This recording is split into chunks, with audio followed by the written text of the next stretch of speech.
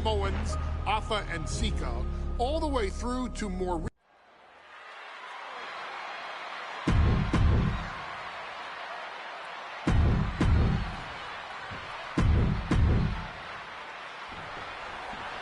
WrestleMania 9 rolling on with potential show-stealing match, guys. Two very hungry tag teams facing off. Indeed, Michael, the Head Shrinkers and Steiner brothers are both new to the tag division in WWE, but both teams are off to an amazing start so far. You have to imagine whichever team wins this high-profile fight becomes an instant top contender for the tag team championship. And with two teams this physical on such a big stage, it is indeed going to be a fight. Launched into the air and hung across the top rope. Beautiful. Oh, my goodness. Ah, what a smash. That is just insulting. What a headbutt. Vicious. The Head Shrinkers and Steiners are two of the brightest young teams in WWE, but they both come to this match with a few years of experience in WCW. The Steiner brothers earned many tag accolades in WCW, but Rick and Scott have their share of singles titles too. Meanwhile, Samu and Fatu were never quite able to break through before WWE. You know that has to serve as motivation for the Head Shrinkers tonight.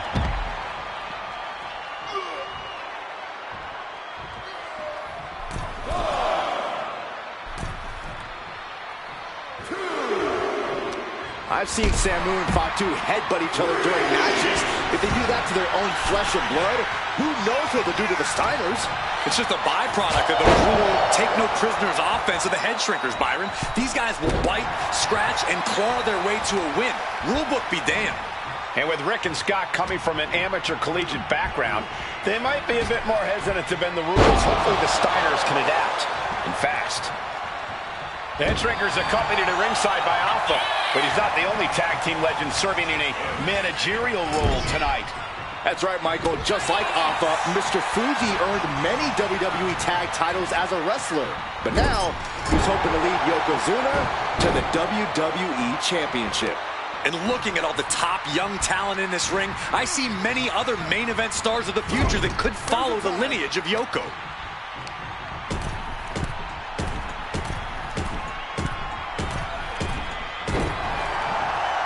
Look at him go.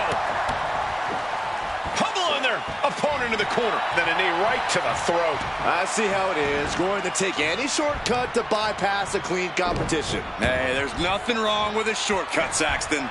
Somebody stop this competitor. The whole world is focused on WrestleMania 9 tonight.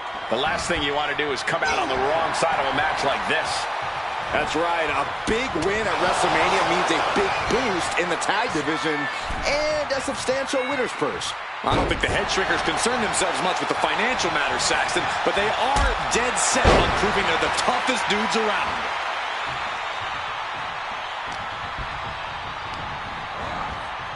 Put into the corner. What could be next?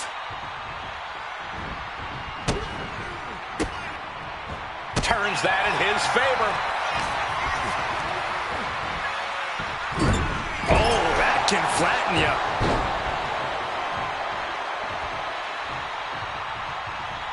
Ooh, a heinous rake to the... A bear hug, squeezing the breath out of them. Perfectly executed submission hold, locked in deep. Oh, the bear hug, and a way to get out of it is being on display right here.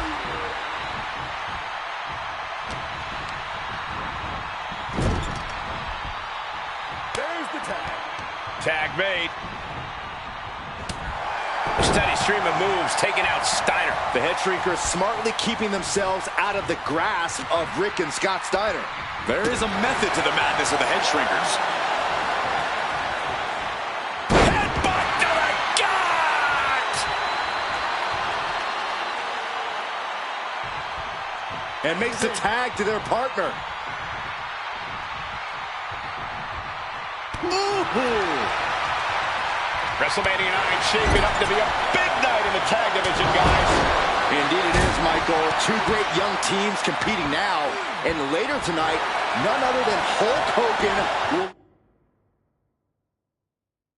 Lead the Megamaniacs against Money Inc. for the tag team titles. Oddsmakers in Nevada have the smart money on Hulk Hogan leaving Vegas with the gold tonight. Oh, yeah, it's on now. Fatu combats out of that. Oh!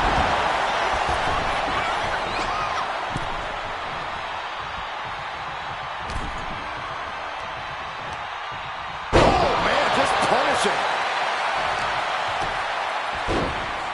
Oh, my goodness, dribbling the opponent's head like a basketball. And into the turnbuckle he goes. And double headbutt.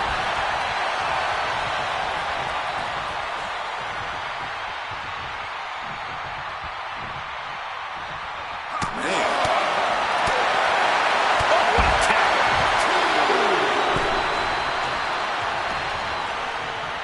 Clothesline.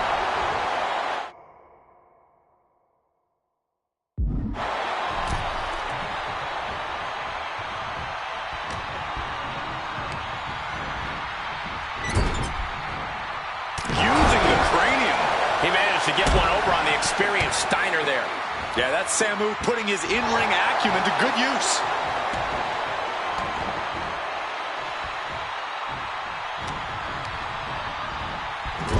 Saw it coming. It counters it. Oh, nice backslide. Pinning combination. And he kicks out of the pin and one. He's still got more left in the tank. Nice gut wrench suplex. Oh, vicious headbutt. Look at this, just stop after stop after stop. Momentum moving towards Samu's corner. Seeing some high-impact offense from Samu and Fatu thus far. I'm not sure the head shrinkers are even going for the victory. They just want to destroy the Steiners.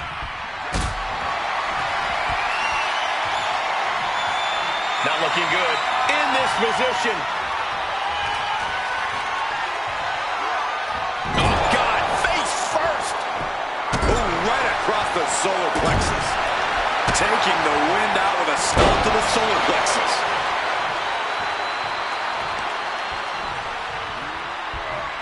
Catches the kick. No, nothing fancy here. Tasting victory. Backed up. Turns the tables. Shoulders down. Countered into a new cover. Hogan overdoes it. Shoulders down. Kick out just before two. Somehow still has the energy for a quick kick out. Into a German.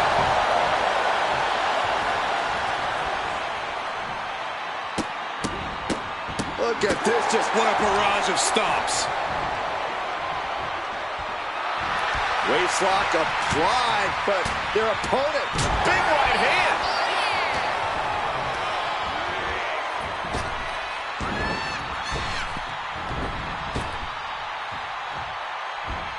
Ooh, tossed with the suplex. Hit on Samu.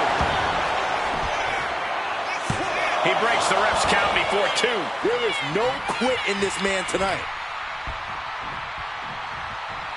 Steiner's caught with a reversal. Getting set up in the corner now.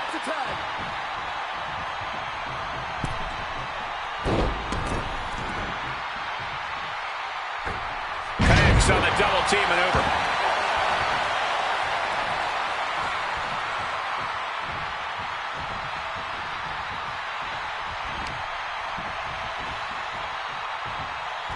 What a headbutt. Vicious. A reversal. He saw that coming. Full Nelson applied. Dragon suplex. Oh, with authority. Oh, and Scott fights back.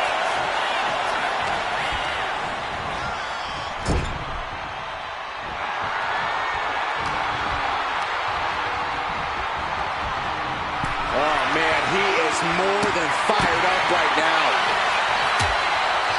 Precarious position for both superstars. Oh, gosh.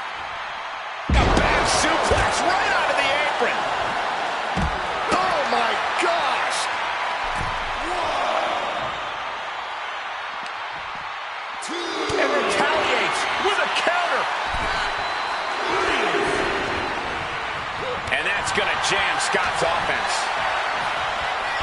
Look at this. Vicious backbreaker. It gets the tag, and here we go. The complexion of this match is about to change. Dropped him with a... Rick going for the pin. This could be over. Now only gets a 1 count. That's smart. Taking the one to catch your breath. Ooh!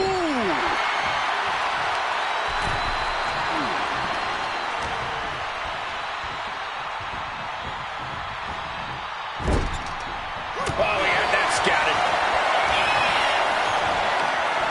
Good right suplex. Ooh, caught him with that kick.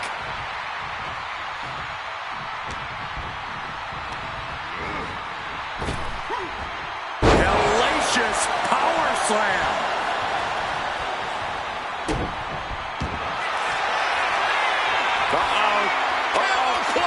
Gonna break someone's back and make them humble. This might just do it. This might just end it all. There is no mercy being... Camel clutch applied. They're not gonna last long here. Wait. The grip is broken. Getting him right into the corner.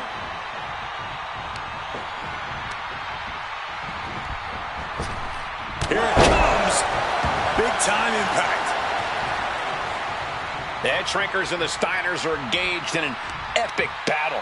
Both teams making the Roman gladiators proud.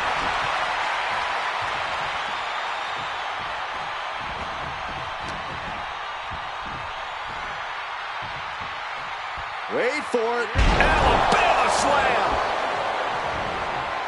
And he's ready to switch things up, tagging out. Makes the tag. What impact! And Scott with the wherewithal to counter.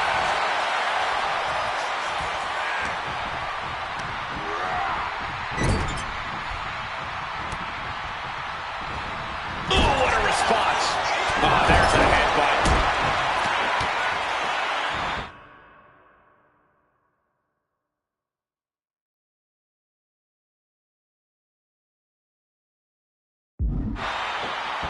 Just ruthless.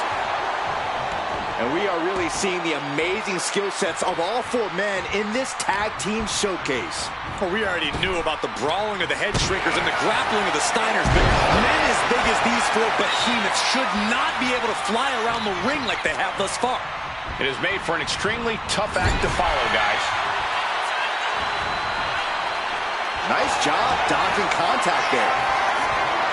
Getting carried to a vulnerable position here. Running power slam!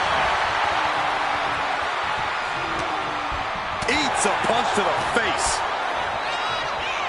Look at this. Picture perfect backbreaker.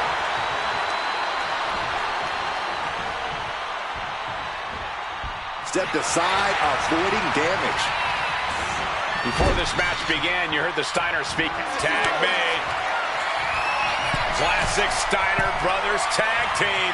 Up to the top rope. Here comes the Steinerizer. Connecting big time. Is that enough to finally put down the Head Shrinkers?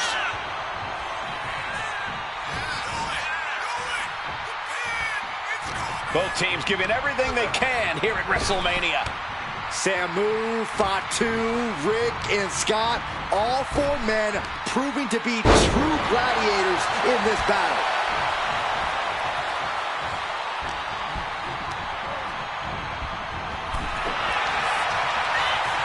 Both superstars countering one move after another.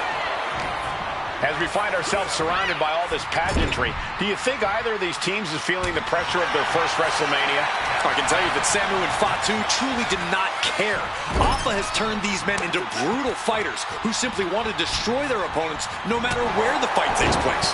And as for the Steiners, we know they have big match experience, tons of amateur championship bouts in college, and some of WCW's biggest events. But even those can't hold a candle to the spectacle of WrestleMania. He breaks the ref's count after 1. All the punishment he's taken, and yet he's still in this match? Tags into the match. Boom! Oh! Ooh! Oh! Things are getting risky from the top. Oh, God, terrible landing on the outside. Oh, no. Decided to take a leap of faith and paid the price. And that's going to jam Scott's offense. One answer after another. Neither competitor giving an inch. And just got caught. He's covering him. He's got him. Shoulder shoots up before two. I don't believe it. I don't believe it. I don't either. Can this ref even count to three?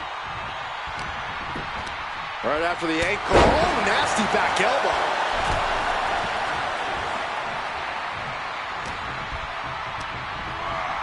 Put in the corner now.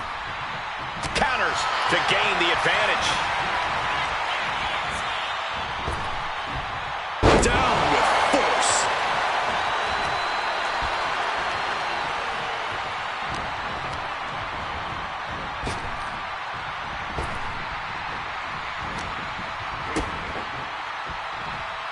Double underhook. Driven down with a powerbomb. Fatu finds the advantage. Here's the tag. Tandem offense on the horizon here. They have their opponent. Oh, face first. And the head shrinkers just might have it. No surprise that what we're witnessing is trending. Forget trending on social media. The motion in the arena is charting on the Richter scale.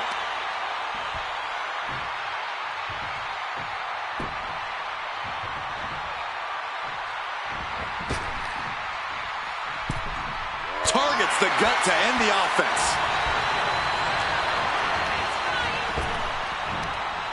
Oh, what a power slam. Oh, oh.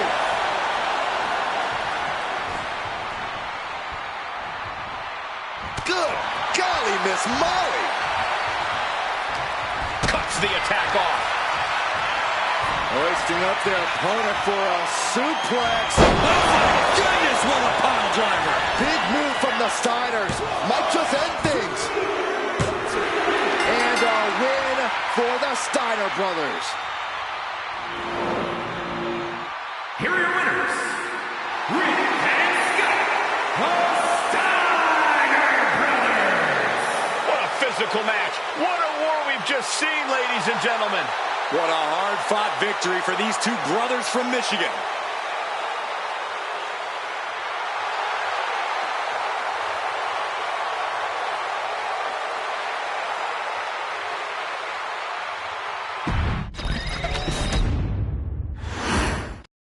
Big fight feel in Las Vegas as Gladiators face off here at WrestleMania 9. And we are watching four men who would have been right at home inside of a Roman Coliseum. The Head Shrinkers and the Steiners.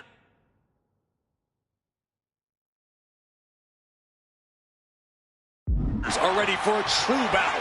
Both teams are relatively new to WWE, but we've seen that each duo is not afraid to get physical. Each side is looking... Trying to put this thing away. Shoulders down, roll up. He throws his shoulder up before two. He might have been putting the cart before the horse with that pin, but it was worth the try. Leaning on the turnbuckle here. Oh, Steiner fell right into that one. The Head Shrinkers and Steiners are two of the brightest young teams in WWE, but they both come to this match with a few years of experience in WCW. The Steiner brothers earned many tag accolades in WCW, but Rick and Scott have their share of singles titles too. Meanwhile, Samu and Fatu were never quite able to break through before WWE. You know that has to serve as motivation for the Head Shrinkers tonight. Tag is in. Tag made, double team. Gonna send their opponent across the ring into the ropes, and Here it comes. Big time impact. There may be an abundance of togas in the arena today, but you're not going to see a lot of Greco-Roman wrestling out of the Head Shrinkers. They're just looking to hurt the Steiners. And that actually may help Samu and Fatu here. The Steiner brothers have earned most of their wins by utilizing their amateur wrestling skill set. I can't imagine they'll get many grappling opportunities against dedicated brawlers like the Head Shrinkers. crushing impact on the splash. The Head Shrinkers accompanied at ringside by Alpha. But he's not the only tag team legend serving in a managerial role tonight. That's right, Michael. Just like Alpha, Mr. Fuji earned many WWE tag titles as a wrestler. But now, he's hoping to lead Yokozuna to the WWE Championship. And looking at all the top young talent in this ring, I see many other main event stars of the future that could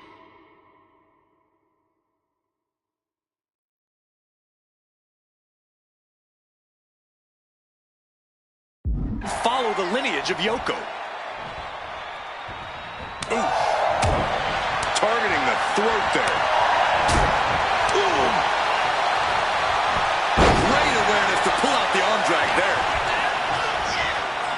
And into the corner he goes.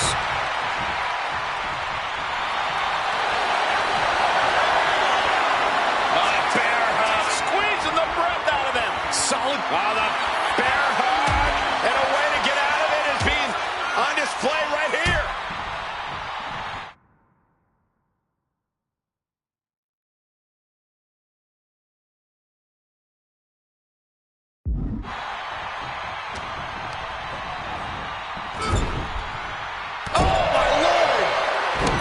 WrestleMania 9 shaping up to be a big night in the tag division, guys. Indeed it is, Michael. Two great young teams competing now.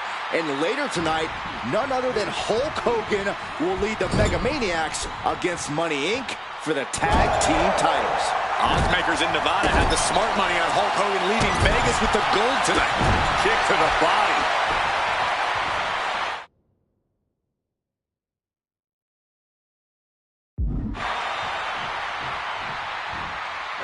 Oh, my goodness.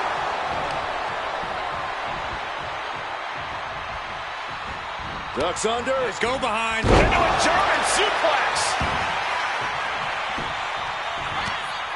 He's able to reverse it. And now placed in the corner. The whole world is focused on WrestleMania 9 tonight. The last thing you want to do is come out on the wrong side of a match like this. That's right. A big win at WrestleMania means a big boost in the tag division and a substantial winner's purse. I don't think the head shrinkers concern themselves much with the financial matters, Saxton, but they are dead set on proving they're the toughest. And there goes Steiner sent outside the ring. Fatu like a one-man wrecking machine right now, cleaning house. Oh, look at this, the power by Scott Steiner. But the tag was made and Scott not aware. Big kick. Scott Steiner did not see the blind tag made by Samu. Oh, this is not looking good for Steiner. And this is what the head shrinkers do. Top-tier tag.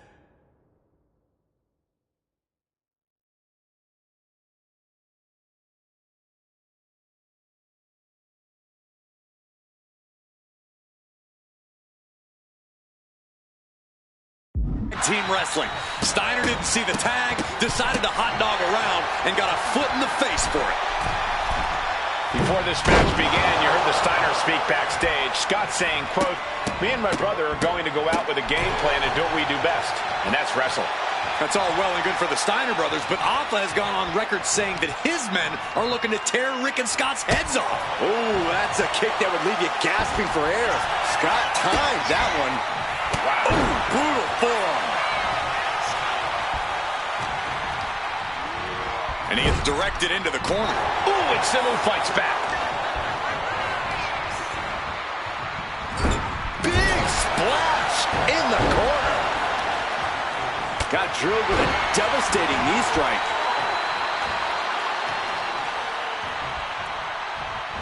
Standing drop kick. Great ups. And we are really seeing the amazing skill sets of all four men in this tag team showcase. Well, we already knew about the brawling of the head shrinkers and the grappling of the Steiners, but men as big as these four behemoths should not be able to fly around the ring like they have thus far. It is made for an extremely tough act to follow, guys.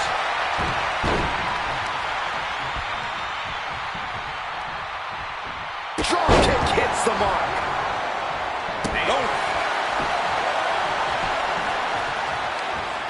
Thunderous headbutt. Steiner looking powerless to every attack. Seeing some high-impact offense from Samu and Fatu thus far.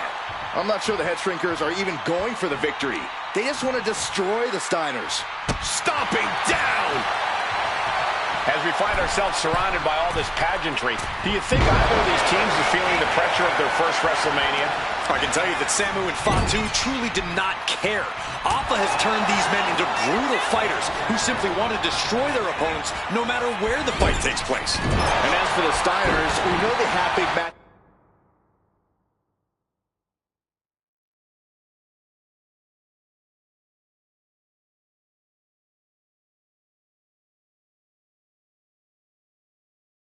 experience, tons of amateur championship bouts in college, and some of WCW's biggest events.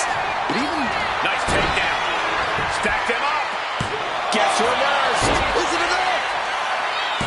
A defiant kick out after one. Surprised to not even get a 2 count at this point. Samu dishing it out now. The head shrinkers smartly keeping themselves out of the grasp of Rick and Scott Steiner. There is a method to the madness of the head shrinkers. Tag made. Watch out! Is that enough to finally put down the head shrinkers? At this stage, he's endured plenty of big attacks. Yeah, holding strong for this long in a tag team match is commendable, but it might be time to tag out. And that one seemed to have caught Fatu good. Single arm back body drop. That takes power. Oh, and he gets discarded out of the ring.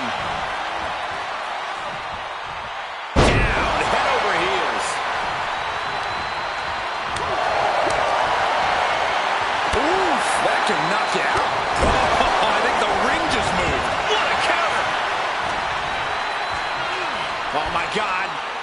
Oh, and a backbreaker. Right to the spine. He has to be suffering here. Yeah, he's on his back foot now. I don't see things turning around in his favor.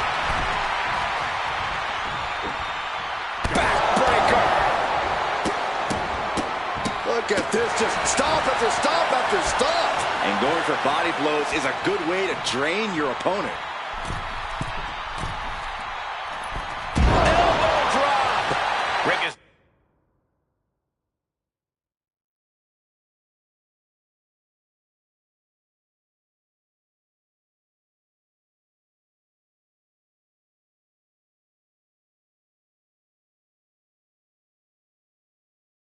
losing grip of this match now. Steiner's being kept in check. From the top. Diving headbutt. Takes another trip to the skies, and it pays off once again. Oh, look out. Big height, bigger impact. And the head shrinkers just might have it. Oh, Samu's gaining the upper hand. The attacks will not relent from Samu. And guys, what a war we're witnessing between the Steiners and the head. This could be for the win. Saving his team from defeat.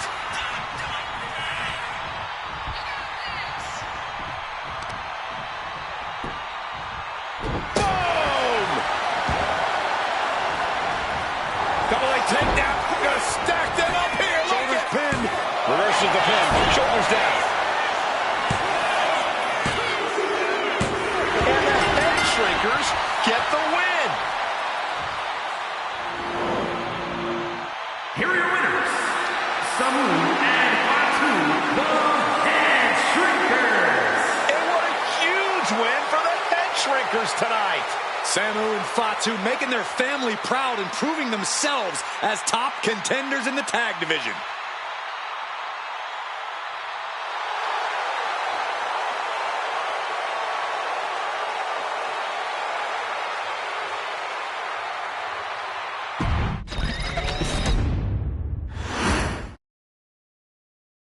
Hey, let's put this in the simplest of all terms. Dwayne "The Rock" Johnson is the biggest celebrity on the face of the planet today. Now, whether he's a blue chipper, the people's champion, or as we know him right now, the final boss, The Rock has always commanded all of the attention in the arena since the very first moment he made his WWE debut at the 1996 Survivor Series. Born into this business, The Rock would become WWE's first ever third-generation superstar, following in the footsteps of his father and grandfather.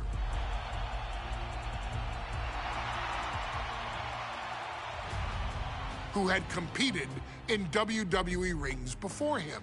Dwayne, you had the huge responsibility. There's a legacy, and you have to take it so seriously. Even with incredibly high expectations, the Great One surpassed them all, along with the usual achievements if your name is The Rock. 2 Intercontinental Championships, 5 Tag Team Championships, 8 WWE Heavyweight Championships, a Royal Rumble victory, not even to forget the fact that The Rock once led an entire nation. The Rock has one of the more noteworthy feats in WWE history, earning WrestleMania victories over Hulk Hogan, Stone Cold Steve Austin, and John Cena. Each of these men are known as the faces of their respective era. Each of these men found out what happens when you go one-on-one. Oh, you know the rest. Of course, The Rock rivaled Stone Cold Steve Austin's popularity during the vaunted Attitude Era, tearing opponents down with rock bottoms and people's elbows while tearing them apart on the mic with cutting one-liners and catchphrases that are still recited to this day. If you smell, know your role and shut your mouth. He ended CM Punk's 434-day title reign as WWE Champion at the 2013 Royal Rumble as well, after having only competed twice over the previous 9 years, displaying the always-ready mentality and physical conditioning on which he has built his global brand. But you don't need me to rattle off The Rock's resume to you, now do you? Of course not.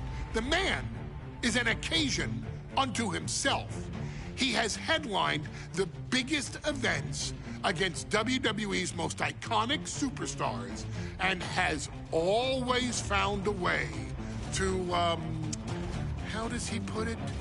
Layeth the smackdown on some jabroni's candy ass. I couldn't have said it better myself, although I think I may have just done that. But indeed, he has.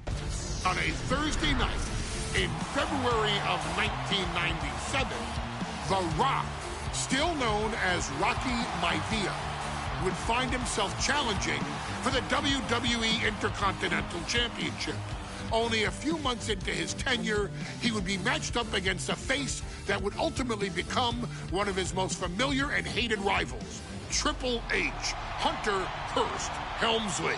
Seemingly overmatched by a more seasoned opponent, a youthful Rock would demonstrate all the traits that have come to define him in the years since. Tenacity, high IQ, and that legendary Samoan strength to ultimately surprise Helmsley and kick off the first championship reign for Rocky Maivia.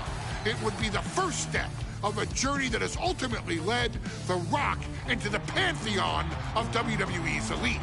So now it's all in your hands. It's up to you to showcase the undying drive that makes The Rock the hardest worker in the room to deliver a shocking upset against the Greenwich snob himself. Guide The Rock to victory over Triple H at a very special Thursday, Raw Thursday, to give the first jolts to what would become the most electrifying career in sports entertainment.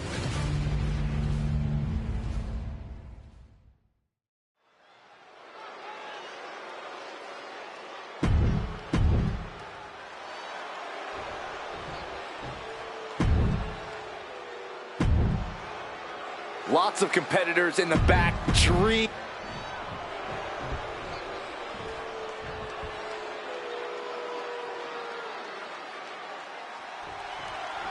The Intercontinental title hangs in the balance. Tonight in a match between our refined champion, Hunter Hearst Helmsley, and the young challenger, Rocky Maivia.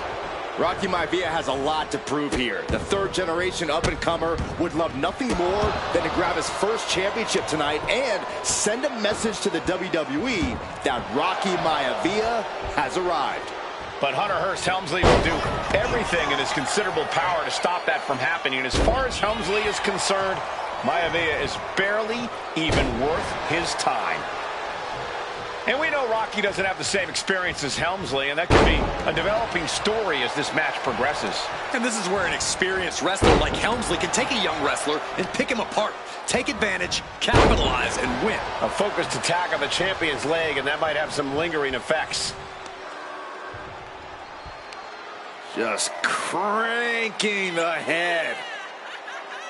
That's how you wear down your opponent. Maivia dishing it out now. Maivia keeps bringing the energy, and Helmsley has no answer.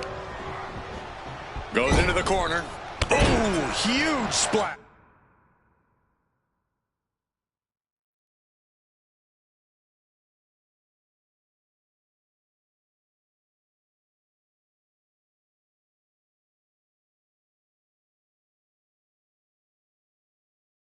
Ash.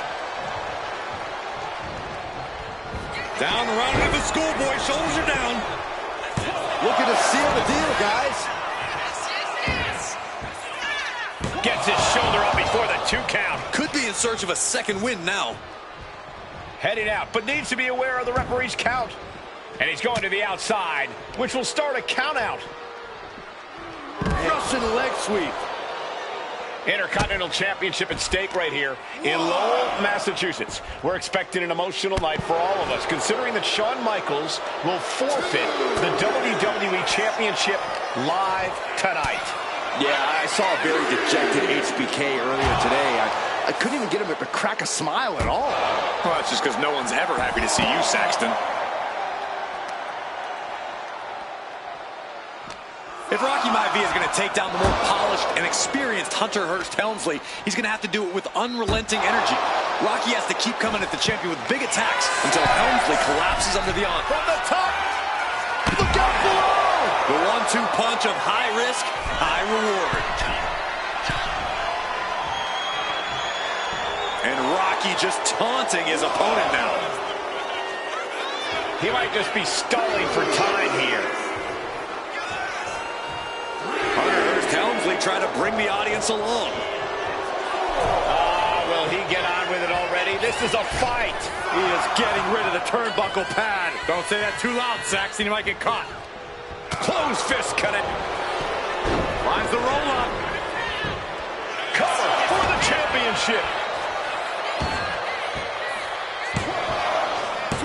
The champ goes for the cover.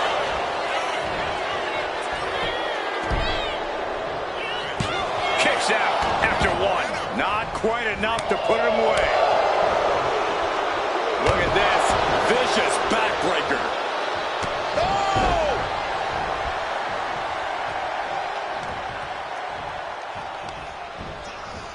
Has him set up in the corner of the ring. No escape from these punches. Jeez.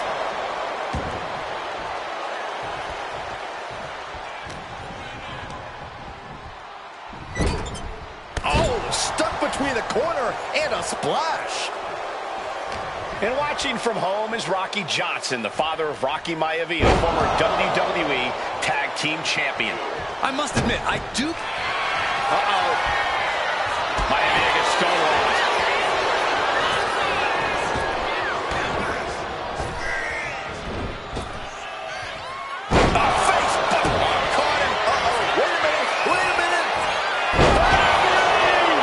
Champ might have just ended things right there. Kicked out at 1. Even the ref can't believe it. What? What just... I can't. Agreed, Saxton. Looks like there's no limit to how much damage this superstar can... Cobra clutch cinched in. The Cobra clutch is in. And with the submission in trouble here. A couple of elbows to the jaw, and that'll break things up. A face buster knee smash. That was painful. And Byron, Rocky has tremendous exuberance, tremendous youth. He's going to be a star for a long time. I think Rocky Maivia shows more promise than any. Up and shoulder breaker. That is gonna hurt. That might have just sealed the deal on us having a new champ.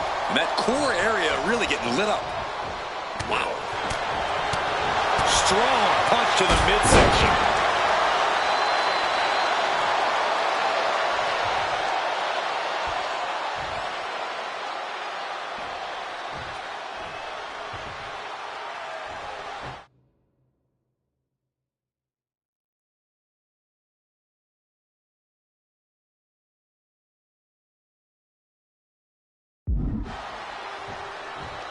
Going straight to the top turnbuckle. To the sky! Splash! Maivia took to the sky and executed that high risk perfectly. I don't think Helmsley had that scouted at all. Bang! He finds a counter. Deeper into this match now, and I think it's Helmsley who's reaching peak frustration. Can't quite put Rocky Maivia away. A testament to the never say die attitude of this young superstar.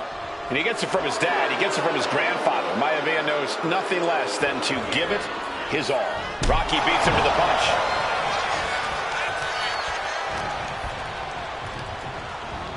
Sent to the corner. What a way to get out of that one. Picking up speed, building, and just lost all the steam there.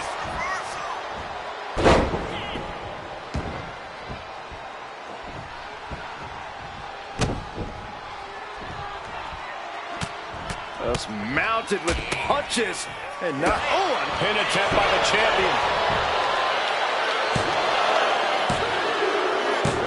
And a heartbreaking loss for the young upstart, Rocky Maivia.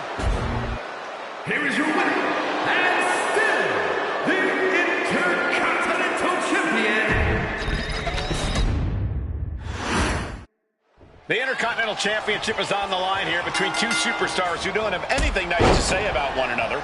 The challenger, Rocky Maivia, and our current champion, Hunter Hearst Helmsley. Well, Helmsley is our champion for a reason. He's a cut above the rest, a higher class of in-ring competitor. This Rocky Maivia guy should learn his place and respect his betters. Well, that attitude is exactly why Maivia is so eager to go after Helmsley and his title. He wants to prove Helmsley is just a snide and arrogant blowhard who doesn't deserve to be champion. Only one of these men will leave this ring our Intercontinental Champion. This should be a memorable match. Eludes the attack. To the sky. All the way to the outside. Took a leap of faith and connected perfectly. This could be just what they needed. Oh, man, meeting the barricade. Oh, right to the back. And Rocky is delivering solid damage from the top. Good Lord, taking flight. Coming down on their opponent like a sack of bricks.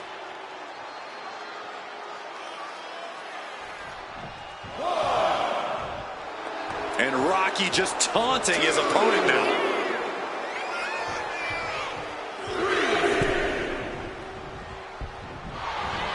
Schoolboy into the pin.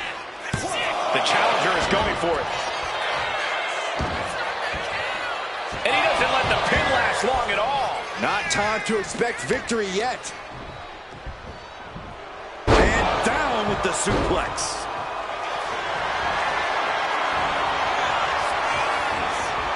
Vintage move here. The Cobra clutch submission is it. Elbows trying to free himself, and he escapes. Oh, clothesline. If Rocky Maivia is going to take down the more polished and experienced Hunter Hearst Helmsley, he's going to have to do it with unrelenting energy. Rocky has to keep coming at the champion with big attacks until Helmsley collapses under the onslaught. It's a bold strategy that will take everything the young Maivia's got, but you're right. It could be his best path to his first championship win. Drop kick! Oh, great height. Helmsley had that well scouted. Byron Rocky has tremendous exuberance, tremendous youth. He's going to be a star for a long time. I think Rocky Maivia showed. Down with the cover. The champ taking care of business here. Wow! I'm absolutely stunned. A display of near superhuman resilience. After seeing that, it's hard to imagine what it's going to take to keep this competitor down. That was the best weapon in the arsenal, but it wasn't enough to produce an end result. There's a fisherman suplex.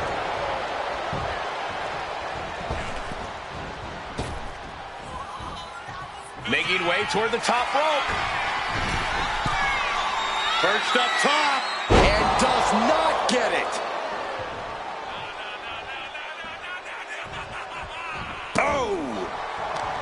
And even before the bell rang tonight, I think Hunter Hearst Helmsley has been trying to frustrate Rocky.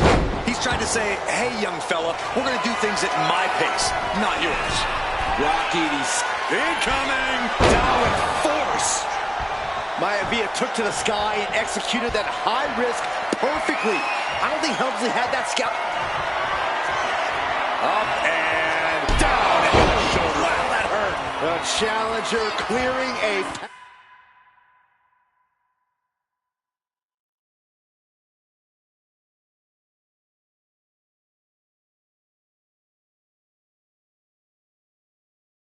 path to the title.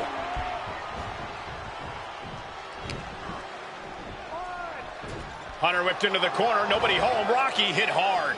And now Hunter looks to take over this match. Helmsley muscling Maivia up to the top turnbuckle in a big right hand. Helmsley with something big in mind here for his challenger tonight.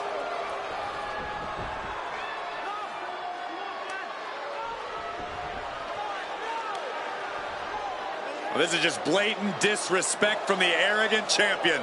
Almost daring Rocky. Hey, you really want my title? You really think you're going to be Intercontinental Champion? Up to the top. Hooking Rocky into a superplex. This could be it. Can Hunter capitalize? This could be it. Hook of the leg and a cover. And Rocky stays in it, getting his shoulder up. Still not enough to put out the flame of Rocky Maivia. Hunter has to be asking himself, what else do I have in my arsenal? And I think we may get our answer, gentlemen. Yeah, it's just a matter of time, I believe, before this one's over. Hunter hooking Rocky, taking his time, looking to put him away. But Maivia just collapsed. This just shows you how much damage Hunter Hearst Helmsley has inflicted on the challenger in this matchup. I think Maivia's done. Official might want to step in, call this one. The official checking on Rocky. Hunter Hearst Helmsley believes this is close to being over. Lifting him back up again. Rocky rolls through. Shoulders down. Rocky wins the title. Rocky Maivia has shocked Hunter Hearst Helmsley. Here is your winner and the new Intercontinental Champion, Rocky Maivia.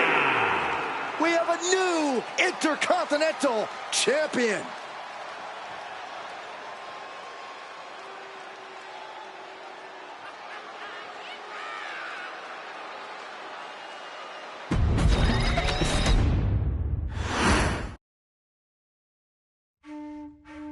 In a family of elite combat athletes and top-tier performers, the final boss has always stood out, even when he was just a blue chipper.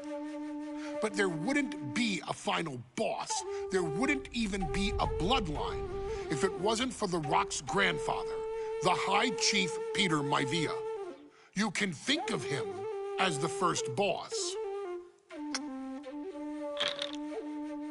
Predecessor to the tribal chief. He is one of, if not the foundation for our family. The Anawa'i Fatu Maivia wrestling dynasty. I don't think there's anybody more responsible for what's going on now than the High Chief himself. Peter Maivia isn't simply one of the two principals behind the Sacred Blood Bond. He's also an incredibly decorated professional wrestler who traveled the world and won titles everywhere he went. New Zealand, Japan, Europe, and here in the United States, where he enjoyed especially successful runs in Hawaii and California. Maivia would eventually find his way to WWE, engaging in legendary battles with the likes of superstar Billy Graham. His larger-than-life personality would win the WWE Universe over in short order, as it had throughout his entire career. In the ring, High Chief Peter Maivia was a potent blend of brawn and grappling technique, often muscling his opponents down to the mat through a variety of joint locks and then switching to more painful holds once grounded. His sleeper hold and stump puller were both feared and renowned, and make no mistake about it, Maivia knew there was always more than one path to the ultimate victory. Out of the ring, High Chief Peter Maivia also ran one of the most successful wrestling promotions on the planet, Polynesian Pro Wrestling, based out of Hawaii, showing his mastery of the business in every aspect. His induction into WWE's Hall of Fame class of 2008 was supremely deserved, forever enshrining Peter Maivia as the legend he always was. And now, we present to you the opportunity to walk in the boots of the legendary High Chief Peter Maivia, facing off against one of the most legendary WWE rivals, George the Animal Steele. You will settle this score once and forever and showcase the overwhelming strength of Peter Maivia, which has ever since remained as a hallmark for every single solitary member of this bloodline. Steele is no easy battle, though. He thrives in the chaos, one of pro wrestling's true madmen. He'll even try to eat part of the ring if he thinks it'll help him break you down. So do your best and honor High Chief Peter Maivia properly with a resounding victory.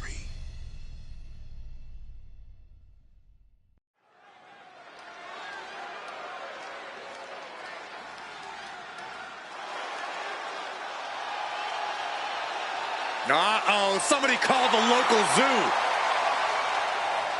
The following contest is scheduled for one fall and is a steel cage match. Introducing first, from Detroit, Michigan, weighing in at 275 pounds, George the Animal Steele. I'm not even sure the cage can contain this man.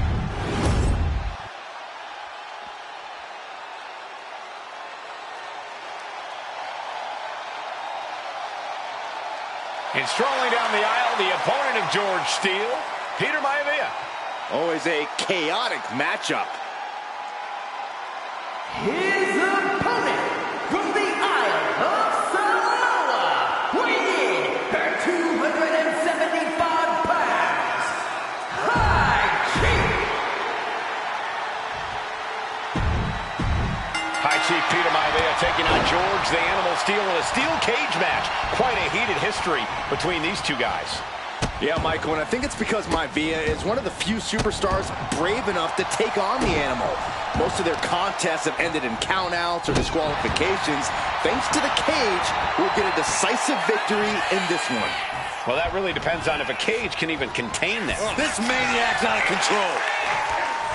Gentlemen, we've touched on the differences between Maivia and Steele as competitors. One man based on order, the other on chaos, but it's reflected in their looks, too.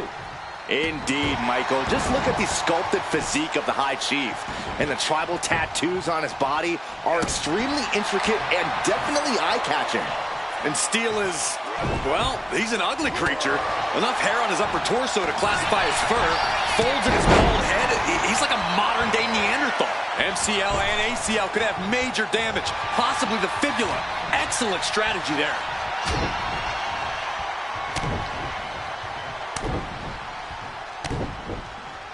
Loving blows. Just going all out with every blow.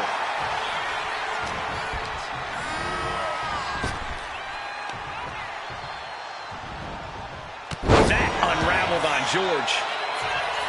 When a man like Peter Maivia signs up for a match with the Animal, he doesn't know what to expect, just to expect anything in the world.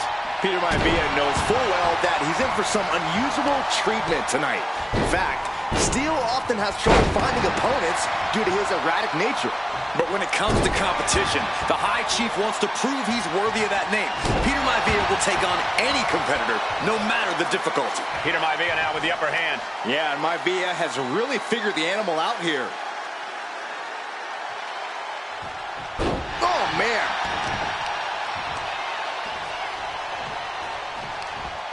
Thunderous headbutt.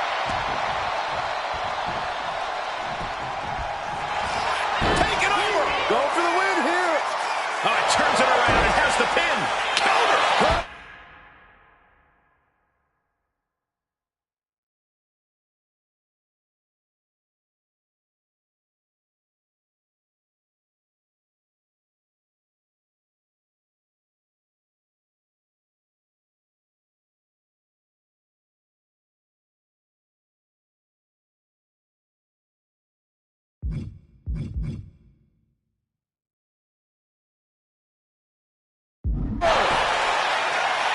Shoulders up. Look, reflexes. Looking for the pin. He's not even close to being done. And look at this now. Yeah.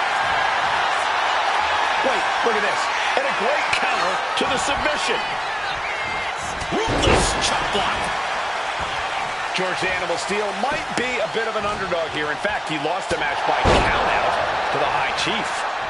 In Steele's defense, I'm not sure he knows how to count exactly, or how to read a rule book. So he's got to be happy to be in this cage. Well, Maivia is called the High Chief in part because of his commanding presence in the ring. He's more than ready for what the Animal will throw at him, even inside a cage. Two very opposing styles in every sense of the word, Corey. High Chief Maivia is a much more physically gifted and talented athlete in the ring than Steele. What's it going to take for the Animal to get the upper hand here? Well, he's got to be even more chaotic than ever inside this cage. Nothing about Steele makes sense to someone as traditional as Maivia. There's never any telling what the Animal's going to do in a match, and he needs to keep it that way. George the Animal Steele is not a wrestler by any stretch of the imagination, guys. He's a true brawler. And he might be the best brawler in WWE, Michael. There is no shortage of fight in the Animal. But you know who might be a better brawler, guys? The High Chief, Peter Maivia. When you consider that Maivia is also an excellent high flyer and a great technician, well, you can see why the High Chief is the favorite in this match, even with the steel cage stipulation. Oh, God. Maivia overwhelming his opponent here. And you can see Steele is struggling to weather the storm with the High Chief. Ah, what a smash. That is just insulting. Devastating cranial impact with that move. George beats him to the punch. Peter Maivia very tough, but he also has movie star good looks. Quite the combo. And it served him well, Michael. In fact, the High Chief has major acting and stunt work credits to his name. And who knows, maybe we'll see the Maivia name on Hollywood billboards. Shoulder down. Can he recover? And a kick out before even one there. Looks like it's going to take much more here. Oh no, getting in position. What's he planning to do here? The arm getting just tortured by this hold. And even if you escape, this damage will limit your effectiveness.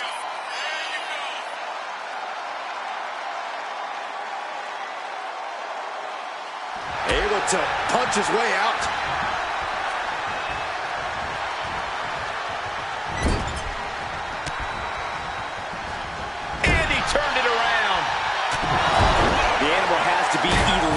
be in this steel cage against one of his biggest rivals, no less. Yeah, Byron, we've seen the Animal brandish a weapon against Peter Maivia before when it was against the rules. The High Chief better be prepared for Steel to get even crazier. Oh, Maivia is prepared, all right. The man is extremely tough and agile. In fact, what's Maivia got here? Ooh, man, backbreaker. No way Steel's coming back from that. Oh. Uh-oh, headbutt. Nothing fancy there.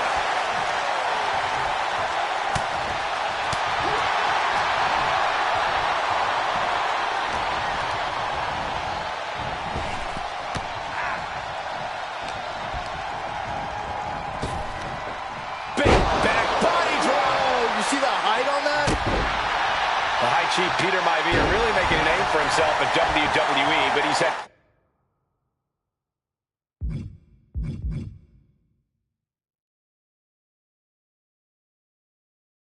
plenty of experience on the way up. Plenty of championships on the West Coast, but he's made the biggest splash in Hawaii, where he earned multiple tag team titles. Oh yeah, Maivia is a huge celebrity on the islands. In fact, I've heard some consider him the personification of Maui. Looking unstoppable now. Can Steel recover from this adversity? A heavy double axe handle. Maivia looking at it all here.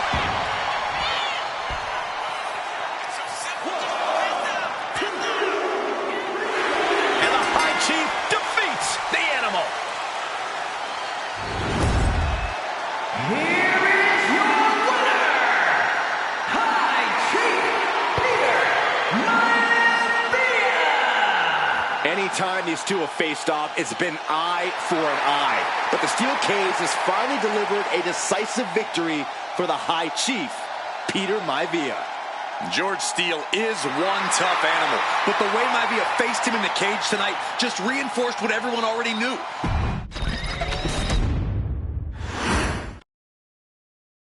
She's not like most girls. She's also not like most WWE superstars. Nia Jax, the reigning queen of the ring, is a reckoning, a force of nature that blitzes right through her competition. A cousin of The Rock, Nia Jax arrived in NXT almost 10 years ago with astronomical expectations. Undaunted, Nia Jax would dominate early opponents, finding herself competing for the NXT Women's Championship mere months after her debut. It did not take long for those running Raw and SmackDown to take notice. Well, our next pick, Nia Jax. And Nia Jax would join the Raw roster as part of the 2016 draft lottery. And since joining the main roster, absolutely no one has been safe from Nia Jax. She is a two-time women's champion. She is a two-time women's tag team champion. She competed in the men's Royal Rumble match in 2019, even getting an elimination while in the ring. Nia Jax looking to eliminate. She does. She's battled standouts like Charlotte, Bayley, and Becky Lynch. And all the while, she has left undeniable destruction in her wake. In the ring, she applies many of the same tactics that once benefited Yokozuna, even using her own version of the Banzai Drop, known as the Annihilator. And just like its namesake, if it connects, your night is over. And Nia Jax remains driven for even more success, jumping at any opportunity to prove her dominance. This last year, that included entering into the 2024 Queen of the Ring tournament after earning victories over Naomi, Jade Cargill, and Bianca Belair.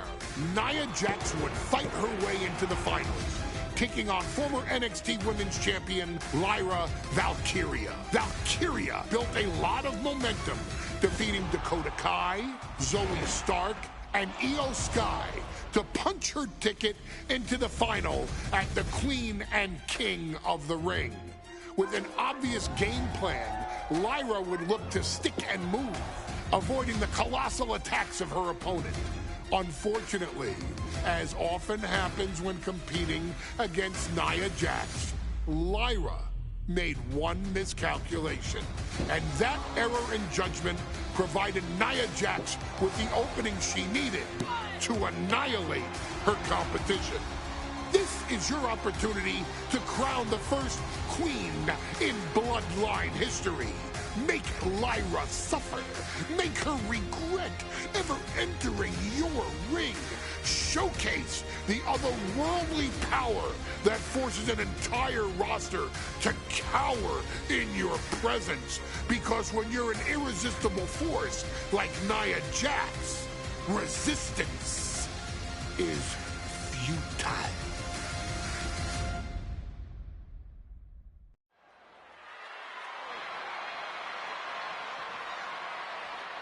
And now a dark horse will face an unforgiving titan in hopes to don the crown. Lyra Valkyria versus Nia Jax in the Queen of the Ring Finals. The following is the final match in the Queen of the Ring Tournament. Introducing first, from San Diego, California, Nia Jax. I cannot wait to witness what unfolds here. The irresistible force has been on a tear recently. And Nia believes the crown already belongs to her. Will Jax's menacing presence and sheer power be too much for Valkyria to overcome?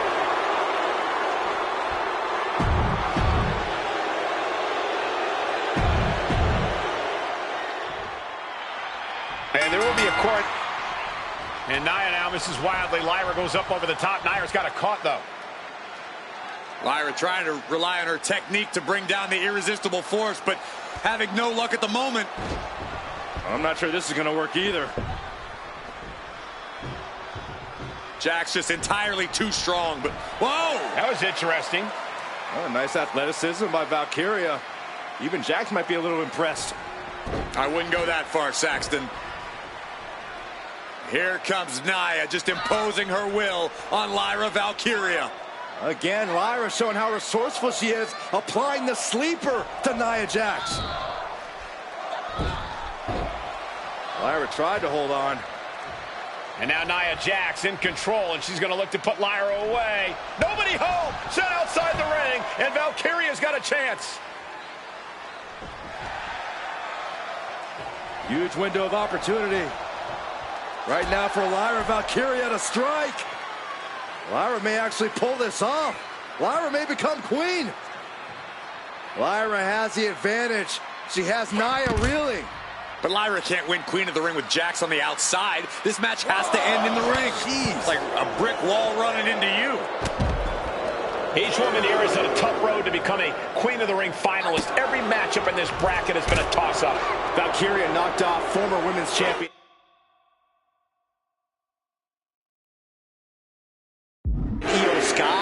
this week, but Nia's had an even tougher challenge. Two great former champions in the form of Naomi and Bianca Belair. Even more impressive than that, she handed Jade Cargill her first WWE loss. Granted, Corey, that was a disqualification victory for Jax. I'd say there's still some unfinished business between Nia and Jade. I can't believe Jax is looking to go airball. Are we heading towards a countout? I hope not. He goes back into the ring here. And she just barely makes it back before the official's final count. In the corner now, she doesn't want to stay there. Oh, man, jarring headbutt. Many in the WWE Universe getting their first look at Lyra Valkyria. She's only had 3 main roster matches so far, and they were all in this tournament. Big wins over Dakota Kai, Zoe Stark, and Io Sky over the last 3 weeks. That's an extremely impressive start for Lyra. Wow.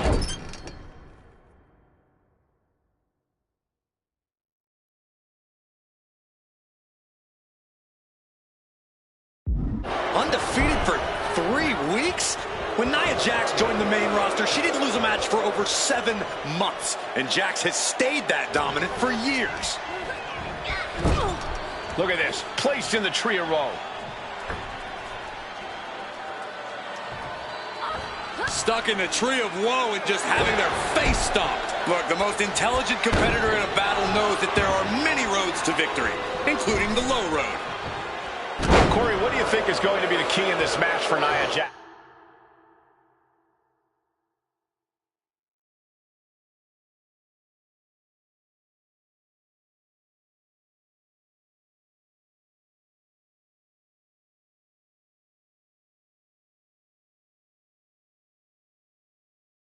She certainly made plenty of promises when it comes to being queen of the ring. What Nia brings to the dance, Cole, is raw power, the likes of which you rarely see from most men, let alone women. Nia has absolutely no problem using that power, and the same goes for her throwing her weight around in the ring. Lyra Valkyria might just learn that the hard way tonight. She gets around the attack. There's so many moves at Nia's disposal that she can end this match with. For Lyra, not nearly as much. Yeah, I can't imagine it'll be easy for Valkyria to pick up Nia Jax and drop her with the Nightwing. Please, let's call the move by its real name. It's a Samoan driver. You think Nia Jax doesn't have the Samoan driver scouted? Nia Jax, so powerful, so dominant. Nia Jax is doing what?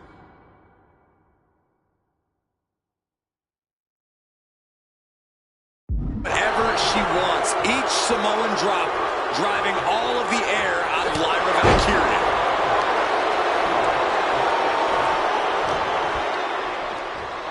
Valkyria crushed in the corner by Jax. Squashing Lyra in the corner, and the beginning of the end may be near. And Nia now, with Lyra on her back, going to climb up to the second rope. This is a scary situation for Lyra. Oh, look at this. Maybe not. No way. There's no way. Oh, my. Oh, no. Good night, Annihilator.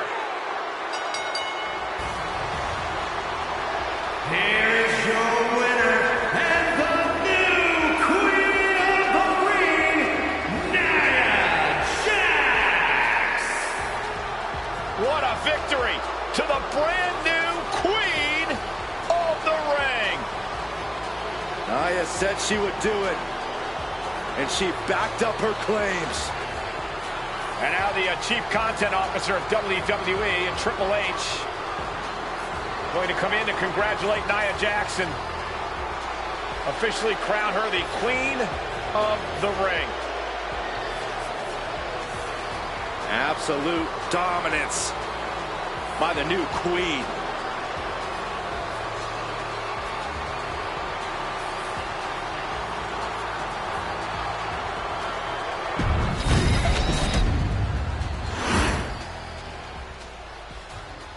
I'm sure you will agree with your wise man.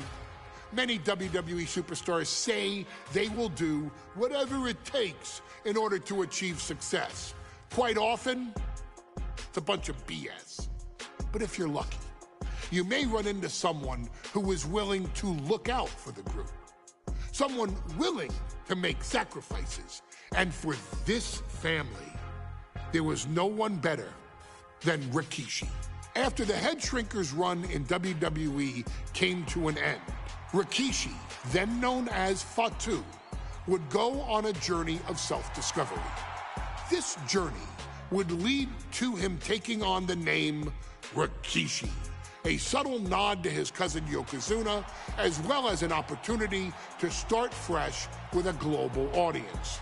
Well, my dad, when he became the Rikishi character, when you think about Samoan wrestlers, right, or mean, or aggressive, he made it like his own flavor, right? He had the blonde hair, still carried the aggressiveness, but I think he just wanted to add like a little flavor to it. It became even more popular to our culture. Rikishi blitzed WWE from the jump, devastating opponents with new tricks and winning people over with his fat-ass dance moves. That Rikishi is fat, all right. P-H-A-T. And with this wave of newfound momentum came even more success, with Rikishi capturing the WWE Intercontinental Championship and displaying incredible athleticism in iconic moments like when he dove off the top of the steel cage. The year 2000 belonged to Rikishi. But little did anyone know, Rikishi held a dark secret regarding a decision he'd made not for his own benefit, but for the benefit of the family. It was at the 1999 Survivor Series that Stone Cold Steve Austin was hit by a car in the arena parking lot, forcing him from the main event later that night for the WWE Championship. For nearly a year, all of WWE was consumed with figuring out who was driving that damn car and why Austin was targeted in the first place. The verdict came in. The car was driven by Rikishi. Rikishi would stand strong. Stone Cold Steve Austin. I didn't do it for me. I did it for The Rock. What? Rikishi would lay out a years-long gripe that WWE preferred Steve Austin to The Rock, and so Rikishi had made sure that The Rock's only competition had been removed from the picture. Rikishi sacrificed his own popularity to reach this goal. The Rock thrived while Austin was on the shelf. For Rikishi, the struggle and fall was all worth it. Rikishi knew that he would eventually have to face off with the Texas Rattlesnake to answer for his sins, and he welcomed that meeting with open arms. What Rikishi was unprepared for was for WWE to stack the deck entirely, looking to make Rikishi pay for taking out their golden goose. Stone Cold Steve Austin was allowed to drive his truck directly to the ring and was generally given the freedom to do whatever the hell he wanted in the name of revenge. We are going to make things right. This time, when Rikishi and Stone Cold Steve Austin lock horns, there will be no stacking of the deck. Someone willing to give of himself so that his family, this family, can succeed, deserves better. So get in there and showcase the never say die spirit that has led this family to victory time and time and time and time and time and time again. Use whatever weapon you can get your hands on and prove to Stone Cold Steve Austin that you will do anything for the people.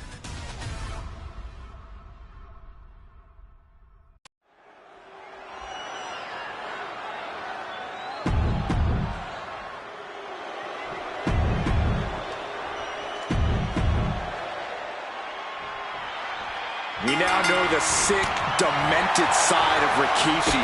Rikishi almost cost Austin his life. Instead, he's here tonight to finish the job. Listen, Rikishi has seen members of his family be skipped over while other superstars skyrocketed to unimaginable heights. Rikishi feels it's The Rock's time, not Austin's. It's been a month of stunning revelations, all leading to the in-ring return of Stone Cold. Straight to the knee. We've talked so much about motives leading into this match. In my view, Rikishi's are delusional. His family have been given equal opportunities, and they all took full advantage of them. Yeah, my blood boils at the propaganda Rikishi's been selling. But I'll tell you about the most legitimate motive in this story, and that is payback for Stone Cold. Austin nearly had his life taken from him, and there was no greater reason to stomp the tar out of somebody than that. What a shot. Practically never-ending blows coming at full force here.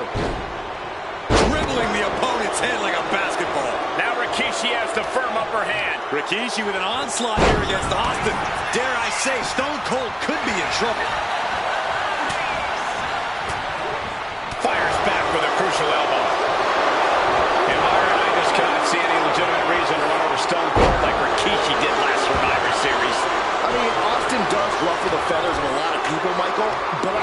any of his rivals would go to the disgusting lengths that Rikishi's gone to.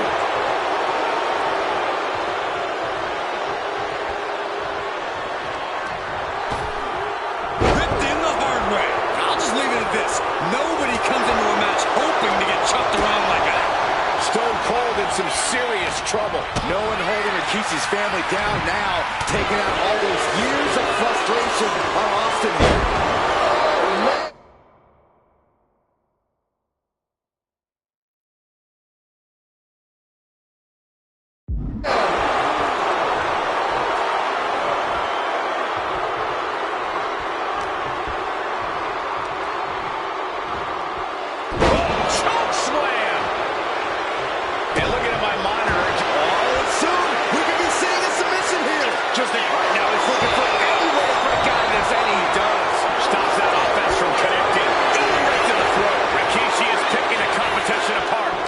Rikishi show any remorse. Oh, he fights Rikishi back. Effective dodge there. Bulldog brings them down. Oh, blow to the breadbasket. He's getting back up, but I don't think he's going to like what he finds.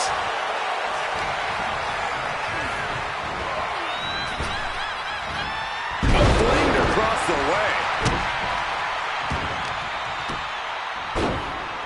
Oh, my goodness. Just punishing their opponent. And though The Rock wants nothing to do with this altercation, we have to mention cover. This could be all over. Kicks out before the 2 count. Wow, I thought for sure that was it. Escapes with a knee to the gut. Vicious. Offense.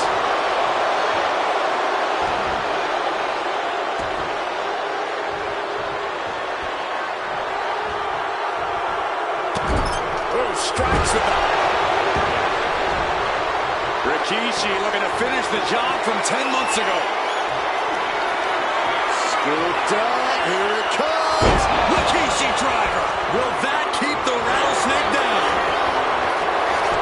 Goes for the pin.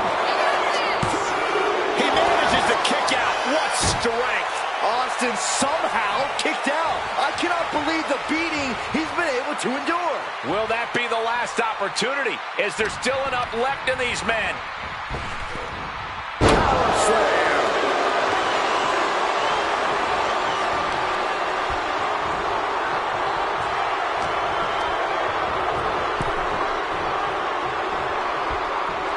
Draped across the top rope. Any and all momentum has been taken from Austin. Austin's having trouble assessing the situation.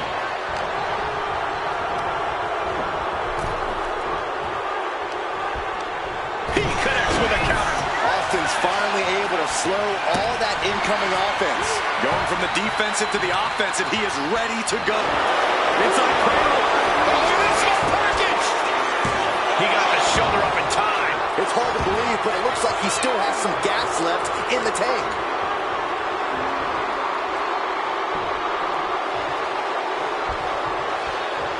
Oh, did you hear that?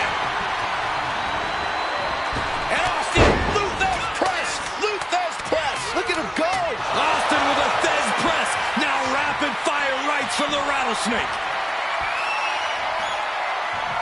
Austin stunner. Austin got it. The cover. The rattlesnake bites again. Austin gets his payback.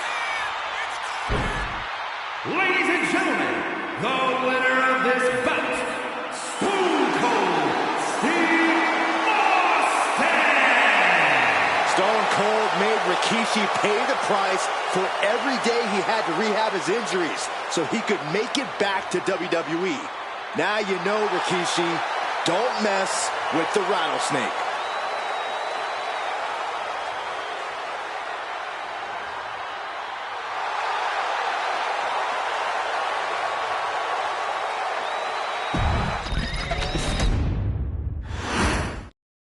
We now know the sick, demented side of Rikishi. Rikishi almost cost Austin his life. Instead, he's here tonight to finish the job. Listen, Rikishi has seen members of his family be skipped over while other superstars skyrocketed to unimaginable heights. Rikishi feels it's The Rock's time, not Austin's. It's been a month of stunning revelations, all leading to the in-ring return of Stone Cold. Ripped in the hard way. And Byron, I just cannot see any legitimate reason to run over Stone Cold like Rikishi did last Survivor Series. I mean, Austin does ruffle the feathers of a lot of people, Michael, but I don't think any of his rivals would go to the disgusting lengths that Rikishi has gone to. No count out as he takes things out of the ring. Oh, what a knee lift. Somebody better check his nose. And evades the attack. Bloody Bulldog. I have a feeling we're about to get a front row seat, gentlemen. Elbow drop. Piercing.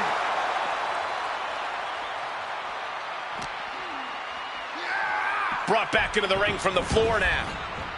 Ooh. Rikishi able to dodge that. Stone Cold has the shoulders down early. Slips the shoulder up. Still early goings here for these men. Pulls their opponent in. Belly to belly. Looks like he's got something in mind for ringside here. Oh, no, look out. Here we go. That's called changing the decor of the broadcast area. I have a feeling there's more to come, Corey.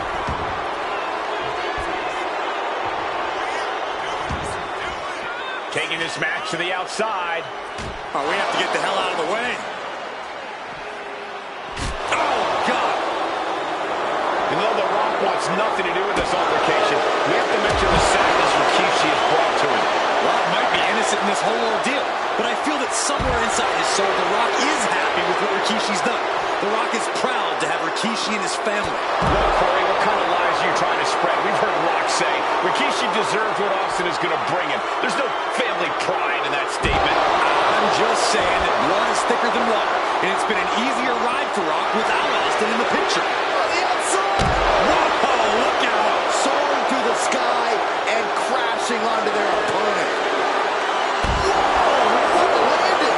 No matter who you are, when you crash on the floor, a searing pain races through your body. And looking at my monitor, it just makes me sick to my stomach watching Rikishi. This is a man who has no remorse and feels justified for running Austin down like a dog. Look, to be devil's advocate, you've got to look at Rikishi's perspective. He's proud of his Samoan lineage and saw an opportunity to give his people a leg up in the shark tank that is WWE. Are you serious, Corey? Rikishi ran over another human being. We're forcing that only put Austin on the shelf for 10 months instead of his whole life. It's sick that you would even condone what Rikishi did. Don't twist my words, Saxton. I'm not saying I condone Rikishi's actions. I'm just saying I understand them. And here we go, returning to the ring. Austin firing up the crowd. They're ready to see him raise a little hell. He's leaving the ring now. No countouts to worry about. Now Rikishi has the firm upper hand. No one holding Rikishi's family down now, taking out all those years of frustration on Austin here.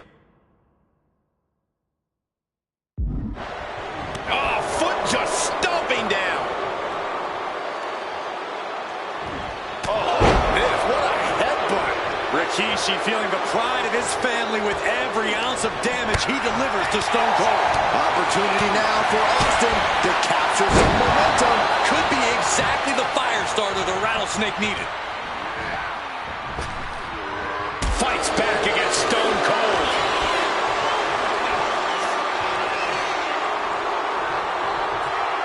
Power slam. Rikishi looking to finish the job from 10 months ago.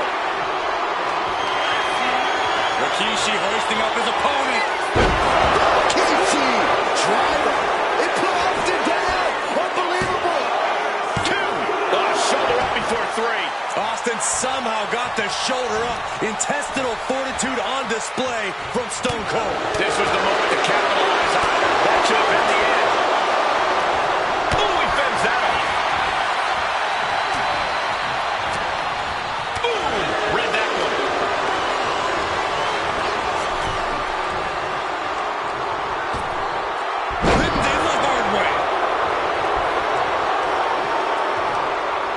Uh-oh.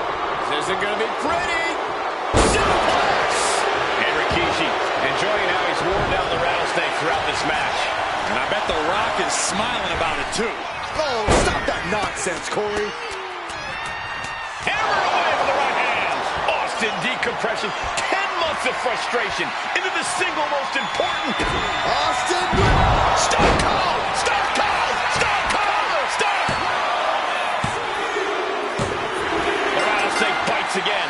Austin gets his payback.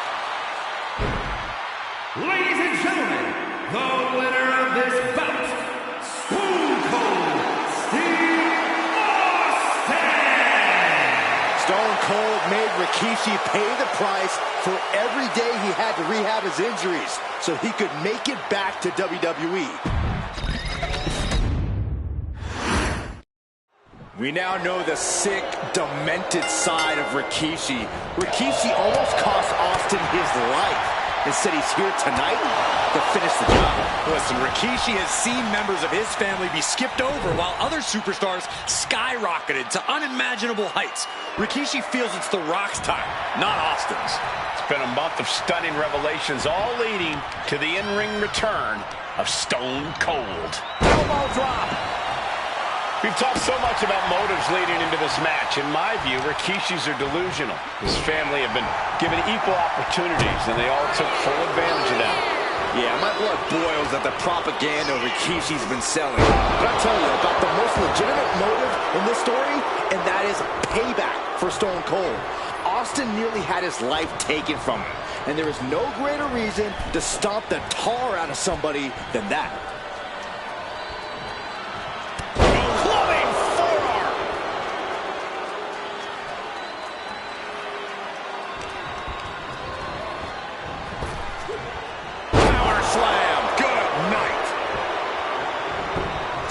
Coming and avoided it. And though The Rock wants nothing to do with this altercation, we have to mention the sadness Rikishi has brought to him. Rock might be looking to catch him off guard. Not quite there yet. He's looking to get this match won in short order. Set up for the side Russian leg sweep. Austin is like a man possessed. It's been almost a year since Austin's been in the ring. Dribbling the opponent's head like a basketball. He looks defenseless as he struggles to get his bearings. And Rikishi with a counter. Now propped up in the corner. Oh, strikes with a...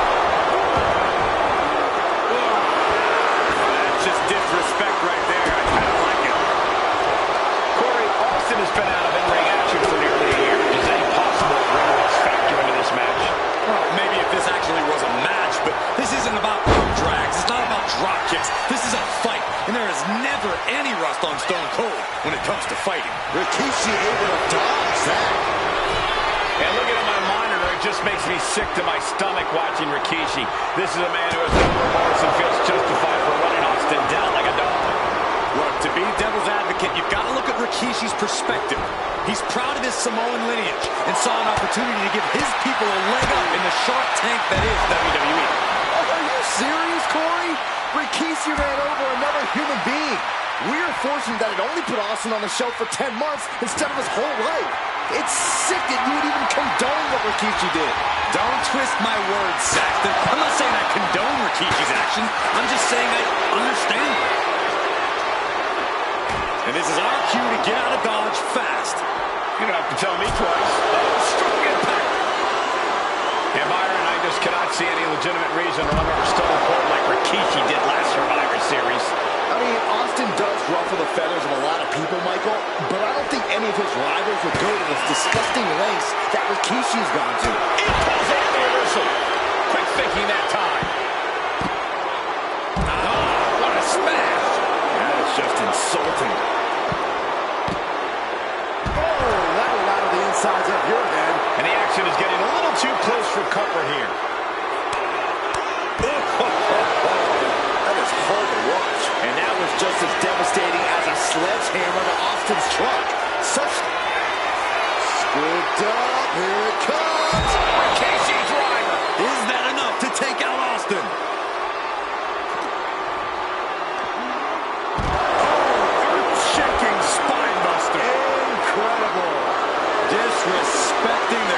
competition. Now Rikishi has the firm upper hand. No one holding Rikishi's family down now, taking out all those years of frustration on Austin here. Into the steel steps. That's got to be a tide turner.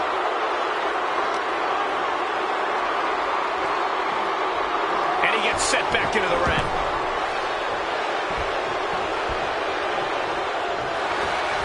He quickly gets out of dodge. Pulls an opponent in. Belly to belly.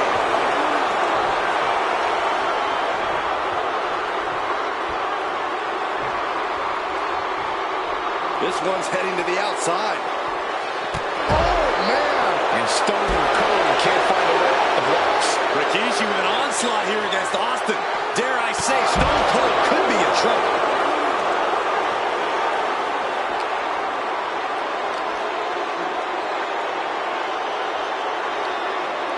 Hard landing. And Rikishi enjoying how he's worn down the rattlesnake throughout this match. And I bet The Rock is smiling about it, too. Oh, stop that nonsense, Cole. From the top. What? I can't believe what we just saw. I can't believe that didn't miss. He's heading back to the ring. Look out! You gotta be kidding me! Putting it all on the line and coming up big with a breathtaking move. Rikishi hosting up his opponent. Rikishi! Driver. Rikishi may have put the exclamation on this one.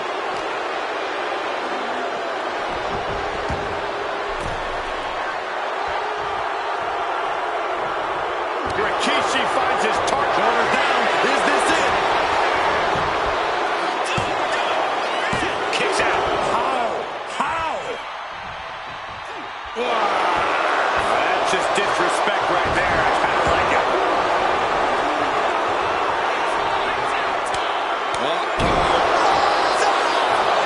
Rikishi trying to pick up the win.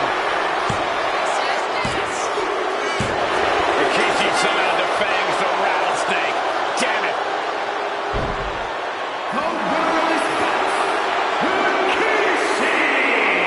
This is not what many of us expected to see. We wanted to see retribution, but Rikishi was too much of a monster for Stone Cold tonight. The vitriol that consumed Rikishi powered him to finish the job and leave a battered Austin in his rear-view mirror.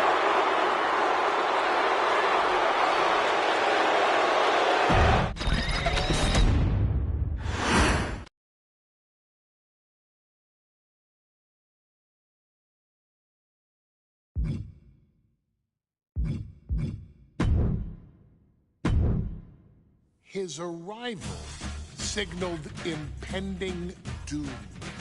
His very presence was enough to intimidate even the bravest WWE competitor. His name itself simply meant the end. And if you found yourself standing across the ring from Umaga, you were most certainly coming to the end of your own road. The younger brother of Rikishi, Umaga, was every bit the Samoan bulldozer that his nickname would suggest, mauling opponents with ease, relishing the chaos that he created. A menace to the entire roster, an unrepentant badass, Umaga tortured his prey with high-impact collisions before ultimately sealing their fate with his vaunted Samoan spike, a vicious move used today by Solo Sikoa. Inside the ring, man, he was just a complete monster. Anybody that stood in front of him, he was going to wreck him no matter what he had to do. He was just a crazy, wild.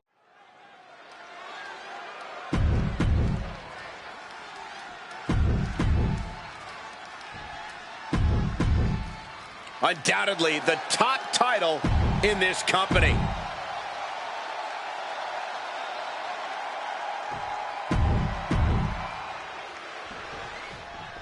John Cena and Umaga battling here for the WWE Championship.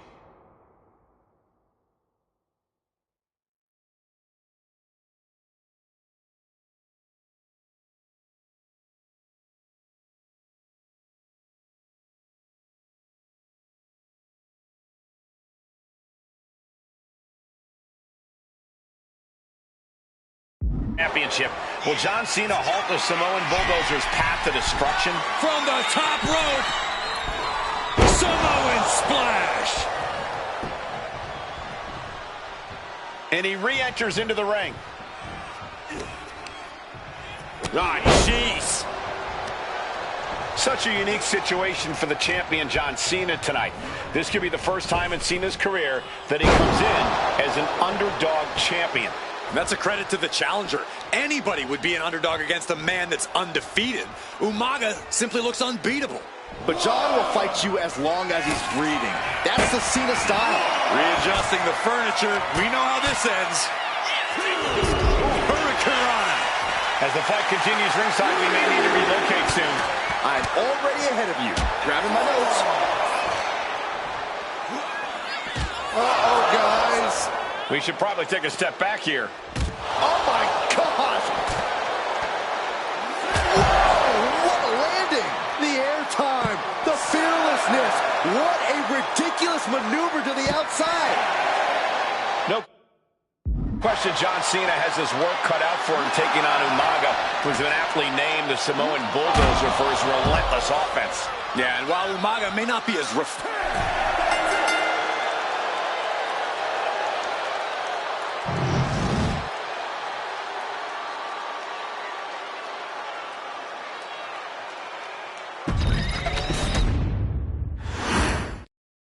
Here we go with the WWE Championship on the line. John Cena versus the Samoan Bulldozer Umaga. Big fight feel here in this building.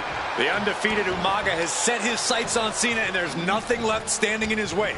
Umaga doesn't just want to beat John Cena. He wants to obliterate him, like he has all his other opponents.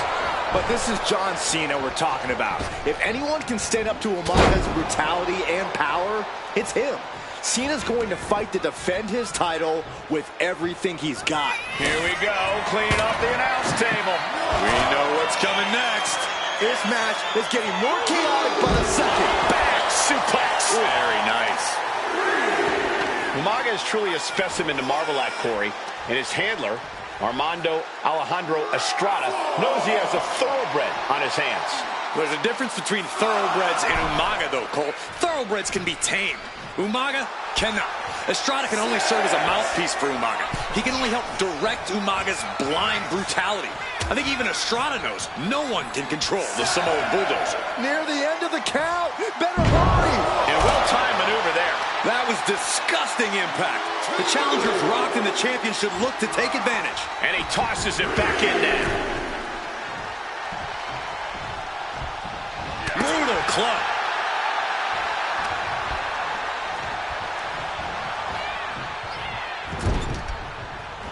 Look at this, going right after the left arm. Gotta hurt. And don't expect much of a wrestling match in this one. Expect more of a brawl. This is not going to look pretty. It's going to get ugly. This is two trains on a track to a head-on collision. Toe-to-toe, it's going to be bad, it's going to be bloody, and it will come down to who wants it more. Rattling our announce desk. I don't know what's coming next, but it's not good. Guys, we should really watch out. This could spill over here in an instant. Whip back into the ring.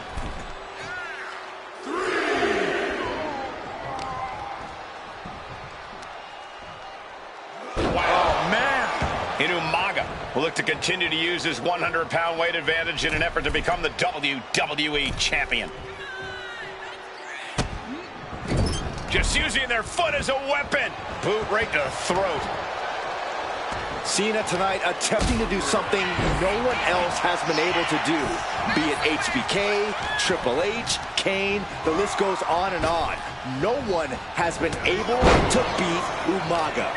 Since debuting in last year's WrestleMania, he's never been pinned, never been submitted. Umaga is a man who's decimated every single thing in his path.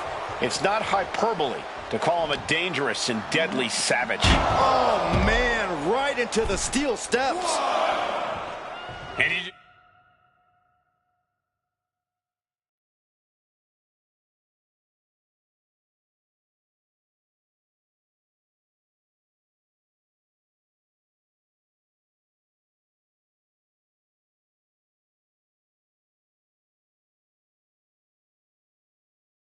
You see Cena's legs bend awkward. Awkwardly off the steel steps, Umaga really pinpointed a target with that attack. I don't know if it was strategic on the part of Umaga or just a result of his rampage. But either way, taking out Cena's foundation is going to sway the power advantage into Umaga's favor now. A rare position for Cena in this fight. We can't often say that John's overpowered in a matchup, but this 360-plus pound Samoan bulldozer is more than a formidable opponent. Listen, sometimes when there's a fight, you're not always going to be the biggest. You're not always going to be the strongest. And even if that is the case for Cena tonight, John Cena has never met a fight he didn't like. Cena will try to gain strength from this capacity crowd in Kansas City, but not even that may be enough to stop a rampage in Umaga. No question.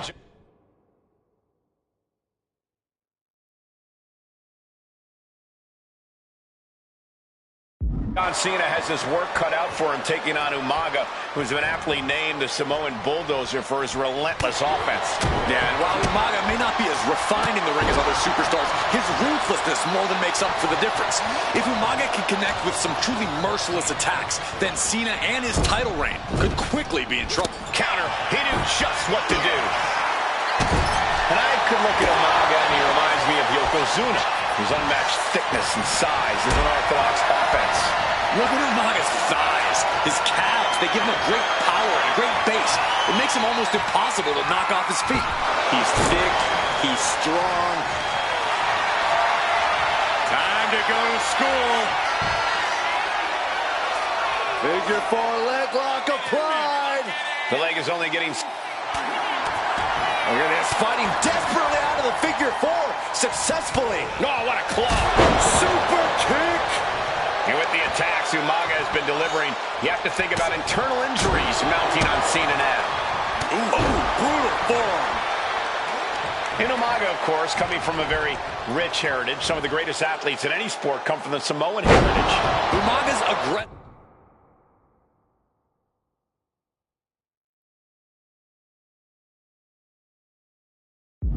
Can be traced back to his blood. Double leg takedown, got the shoulders down. Has the champ pin. Is this it? Stopping the ref's count at 2. There's some shock in the arena after that kick out. Running heel kick. Umaga with a crazed look in his eyes, staring down Cena. Here it comes. Oh, Samoan spike. It just got as bad as it could for the champ. Great awareness as he gets to the ropes to stop the count.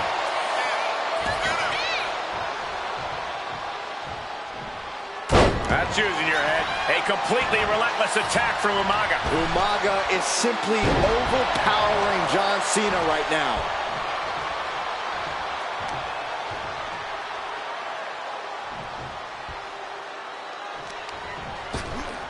Ripped in the hard way. Oh, look at this. Headbutt!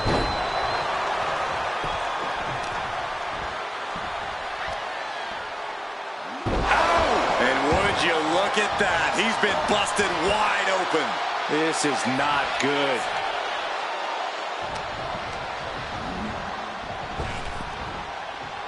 Rapid fire Samoan drop.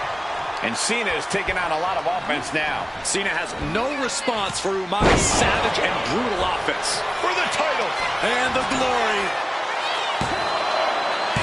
Cena's still in it. Somehow, someway, he is still in this. Umaga has that determined look on his face. Here it comes. Samoan spike. The challenger comes up Here's big. the pin. Champion, an undefeated champion.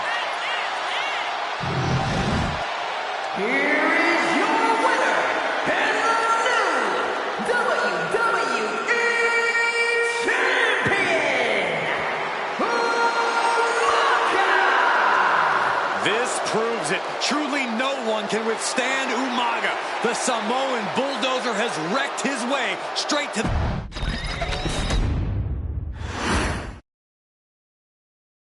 Hey, in WWE, things move really fast. If you aren't present in the moment, it can feel like a year goes by in only 2 or 3 minutes. That's why you always have to make time to make sure that you check. Hold on. Did I just hear myself say 3 minutes? Stop. Can you believe I'm actually doing Eric Bischoff's shtick?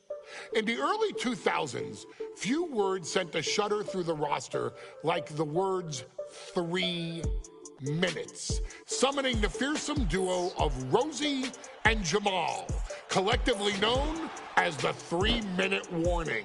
Initially hired by the aforementioned Raw general manager Eric Bischoff to interrupt anything he didn't find to be entertaining. You're just not entertaining me. 3 minutes are just about up. The two instantly made their mark in WWE with their complete and total decimation of anyone that was targeted. Their formula was really simple. Two bruisers with surprising quickness who took pleasure in throwing opponents all around the ring with reckless abandon. And the trail of bodies left in their wake remains a testament to their devastation. Rosie, older brother of your tribal chief, Roman Reigns, and Jamal, who would in time develop his skills further and take the name of Umaga, were about instant gratification. They treated matches like a race, seeing how much damage they could fit into the shortest time possible. The 3-minute warning with my brother and my cousin, it was just one of the coolest gimmicks of all time to me. It was catchy, you know what I mean? Like, you kind of knew what was happening. And I feel like we all remember when the 3-minute warning hit for the first time. You know, the whole Den TV area just lit up. Every match was a train wreck, as the two would use their size to overwhelm most opponents, coupling that with incredible tag team maneuvers to increase the carnage to its maximum levels. That approach, maximizing damage while minimizing time, was a 3-minute warning signature. The team itself saw its run in WWE last for a little over a year, but in that time managed to make such an impression with the WWE Universe that it still resonates today. They are proof of the impact anyone can make if they capitalize on their opportunities, as 3-minute warning did every single time. It was a short-lived gimmick, but it was a really cool gimmick, and I just think it shows the versatility of, hey, if you need us to go out there and tell you a Broadway story, I'll cover 2 hours if you like. But if you need us to come out in 3 minutes to make an impact, we can do that too. But you gotta be really good to be thrown in there with the very, very best in the industry. I'm getting all pumped and proud, you know, for my brother and my cousin right now, just thinking about it. Here in the WWE 2K25 showcase, we have selected another team that embodies the same mindset in Akam and Razor the AOP. Similar to Jamal and Rosie, these two look to inflict the most pain in the most efficient manner. Like 3-minute warning, AOP happily dispatches when summoned. Like 3-minute warning, AOP features 2 Goliaths who will hurl your body from pillar to post before finally bringing it all to a most painful conclusion. It's up to you in this Extreme Rules contest to beat the AOP to the punch and showcase the Wrecking Crew approach that made 3-minute warning the premier bruiser squad in all of WWE. And don't worry, we will give you more than 3 minutes to make that fact perfectly clear. As a matter of fact, take your time and enjoy dishing out the punishment.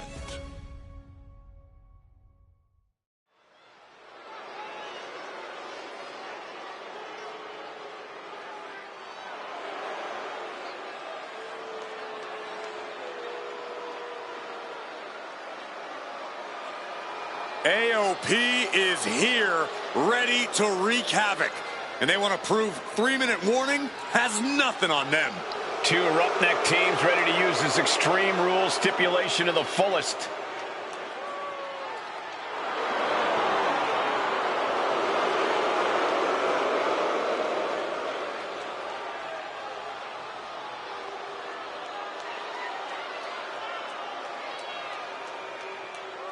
The following contest is a tag team extreme rules match and accompanied by Paul Ellering and a combined weight of 620 pounds. Akon and Razor, the authors of pain. AOP look unintimidated by the task at hand. They are totally prepared for the merciless tandem of 3-minute warning. You know, there's actually a lot in common between these two teams in terms of tactics and physicality.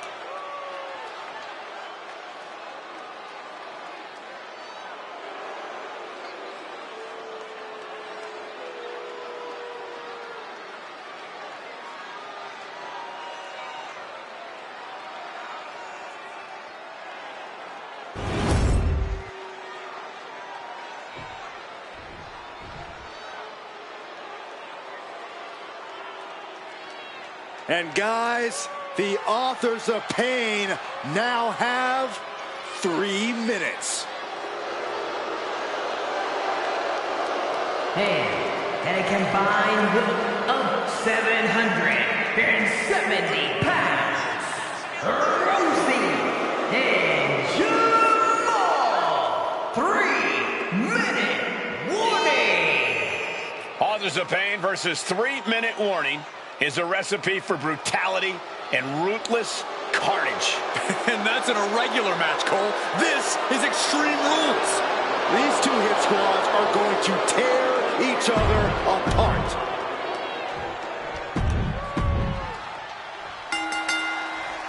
Here we go with AOP and 3-minute warning going head-to-head. This is an Extreme Rules match, and it's a good thing it is, because neither one of these teams likes to play by the rules or limit their aggressive tendencies. Well, there is nothing on the minds of these men except dealing as much damage to one another as possible. Both 3-minute warning and the AOP excel at brutalizing their opponents and inflicting massive amounts of pain. He goes for the quick pin.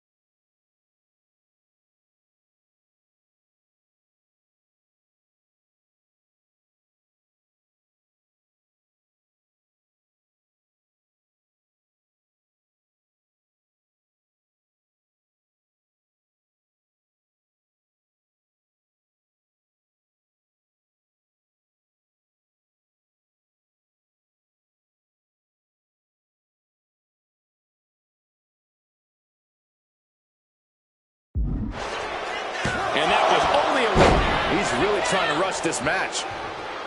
Rosie and Jamal tell their victims that they will... Big move followed up with a pin attempt. He's looking a little worn down now. Yeah, Rosie delivering the pain. Many would call the AOP and 3-minute warning equally brutal. How can one of these teams get the edge in this head-to-head contest? It's true they're well matched, but AOP tends to be the more methodical and calculating of the two teams. If AOP can get control of the pace and smother 3-minute warning's chaotic in-ring style, they'll be in a position to win this.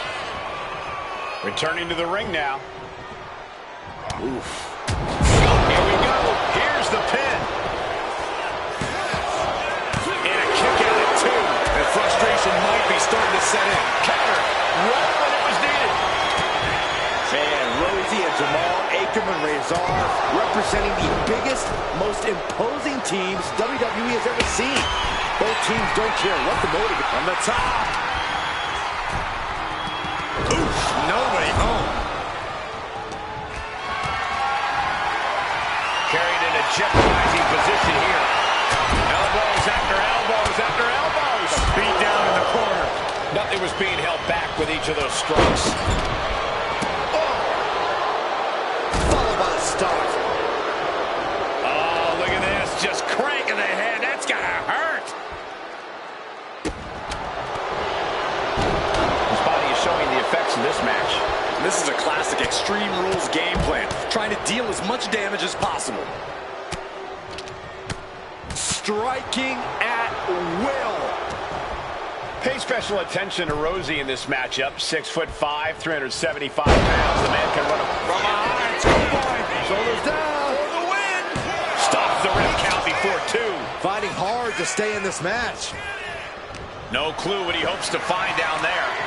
It's like I always say, he who has the sledgehammer has the last laugh. Hoisted up high here. Running power slam! Oh! Boom! Shades of the USSR with the hammer and sickle. Damage is starting to take its toll on him. Oh! Anticipated that. Oh, wicked clothesline! Ooh! Just look at the size of all these superstars. The ring had to be read. He's doing it. Going for the pin. No, he pops the shoulder before 3. Able to squeeze that shoulder out. So close. Wrench in the arm. Boom! Clothesline. Great athleticism. And he just got caught good once again. This could be the defining moment of this match for him. What does he do now? Uh-oh. Oh, my, what a splash. Absolutely no telling what's underneath. Nice takedown. Stack them up. Counters. Rotate down, gets the cover. Hold on. Trying to steal one here. And he kicks out of the pin at 1. These 1 counts are going to get harder and harder to kick out of. We knew this would be a grueling and punishing match, but AOP and 3-minute warning are exceeding all expectations. Uh-oh! Oh, here we go. Headbutt to the gut! It seems like this match is becoming something of an uphill battle for him. Extreme Rules takes an intense toll on the body. The longer this match goes, the worse it gets. I'm worried our announce table will soon be in the line of fire here. Who cares about the table? What about us? Great athleticism. He's got him down. Here we go. Kick out. Almost inhuman at this point.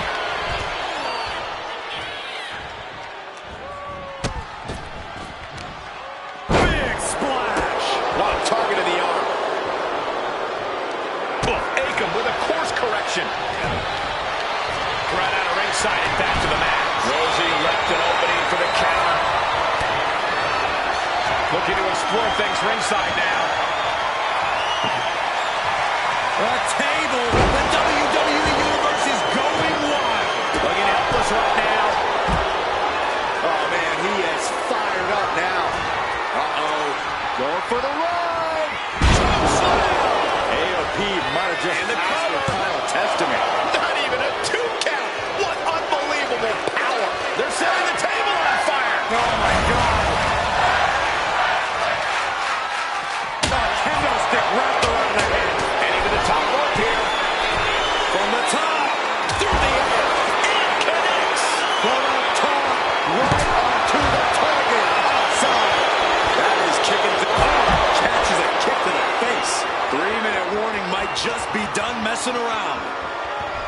This is a whole new level of chaos and brutality. 3-minute warning and AOP just keep upping the ante on each other. Heads outside the ring.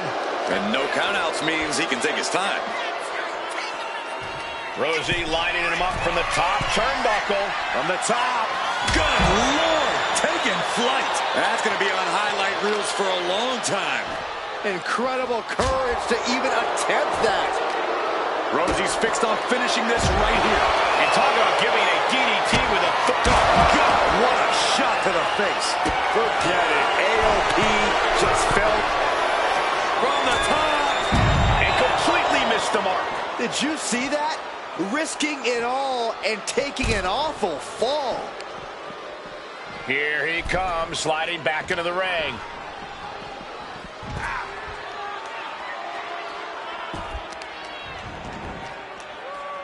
Incoming. The headbutt to the gut.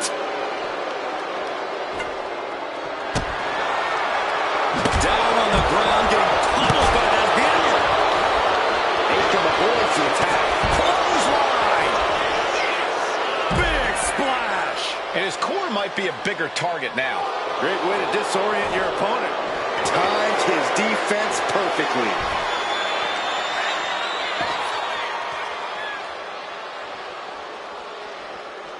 Driven down. Sliding into the ring now. All the way up. Driven down with a sidewalk slam. Oh, this could be over. 2. Kick out. Kick out. He kicked out. Don't turn out the lights just yet. He's reaching under the ring for anything useful. And come on, no. Bring the trash can out. That's for cleaning. Well, Saxton, it's about to be used to clean house. I am feeling a titanic shift roaring through this crowd right now. Well, you're not the only one, Saxton. It's all coming to a head now.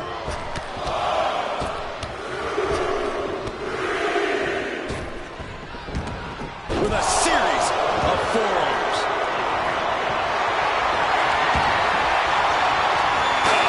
There you go. He's in a bit of agony now. Yeah. Oh, this could be it. They could end it right here. Cover. Rosie and Jamal survive Extreme Rules. Here are your winners, Rosie and Jamal. 3-minute warning. Gotta give it up to 3-minute warning. In a contest between two of the most badass squads we've ever seen, they were the tougher competitors. Yeah, but AOP certainly made 3-minute warning earn this win. Just think about all the carnage we witnessed here tonight.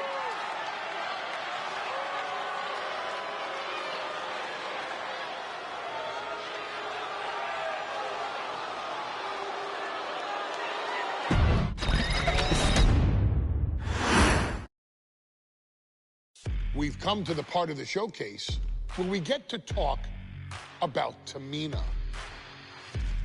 Ever since walking in WWE, shoulder to shoulder with the Usos, Tamina's alliance with this dynasty has never been in question. I remember watching Monday Night Raw and I seen Tamina debut with my brothers. It was a pretty cool, dynamic, right? Two of my brothers and Tamina.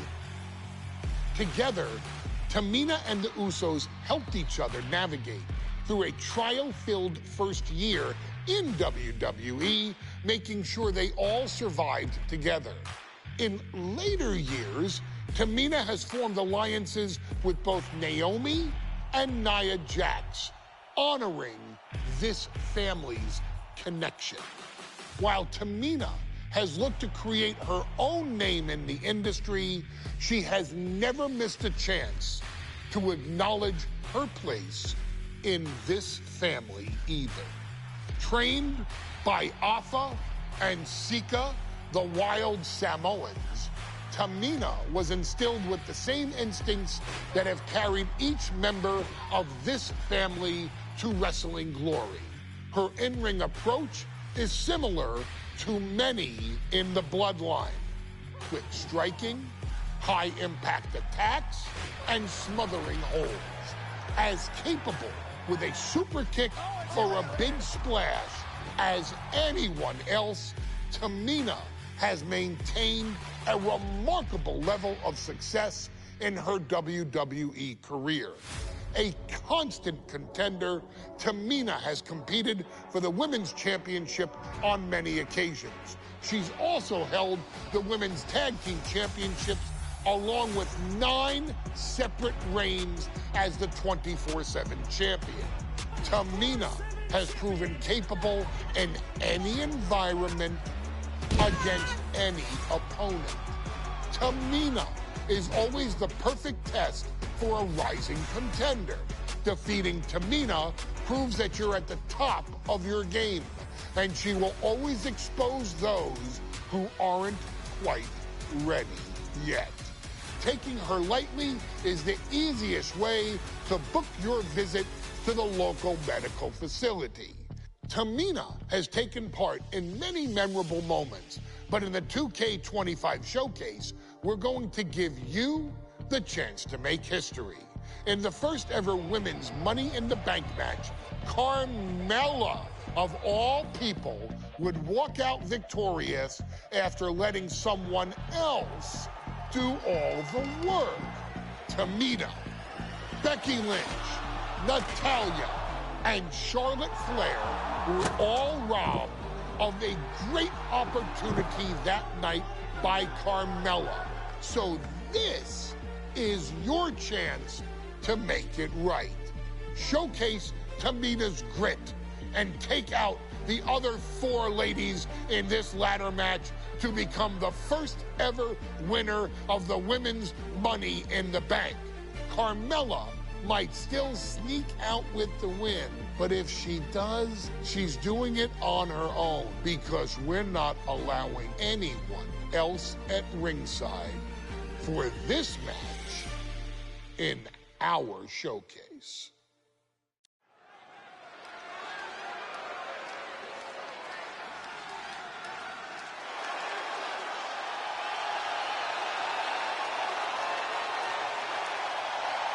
We are making history tonight here in St. Louis, the first ever Women's Money in the Bank ladder match. The following is the first ever Women's Money in the Bank ladder match. Introducing first, from the Queen City,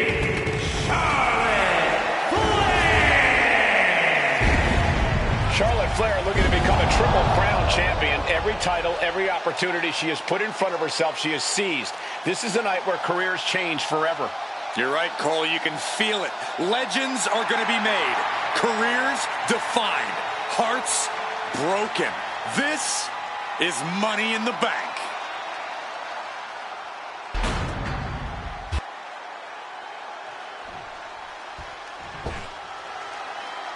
And Byron, Becky Lynch with a very astute point. I rip off arms. You can't exactly climb a ladder with no arms.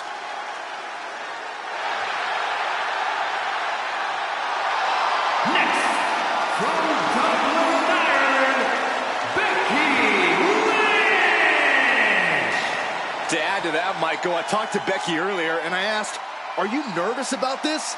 She said, "Yeah, I'm a little nervous, but I'm more excited than anything because I get to be part of history." Becky Lynch, the first woman drafted to SmackDown. First SmackDown Women's Champion. Can she become the first Miss?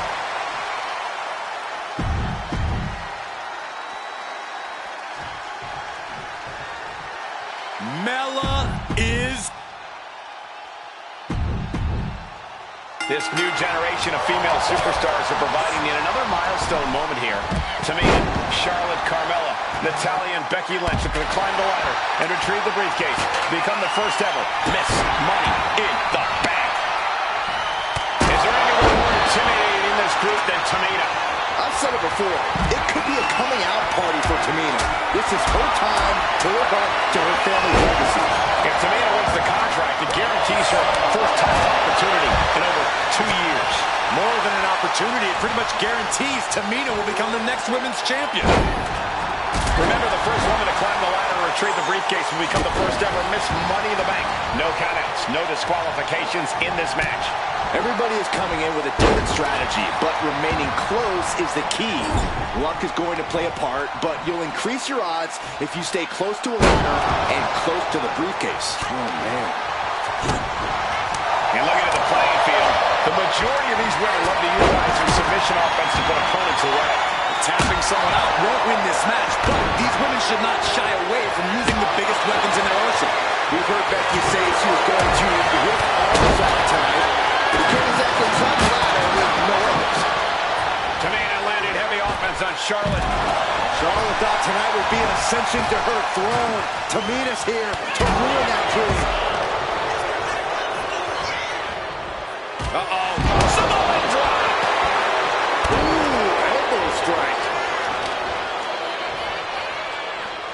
This match is just evolving right before our very eyes. I really hope it doesn't get more hazardous than this. Head scissors. Round and round we go. What an amazing display of athleticism. 3 second-generation superstars competing in this match. Carmella, Charlotte, and Tamina. And Natalya, of course, a 3rd-generation superstar. Women bred for these kind of moments. Any of these women will add a significant challenge.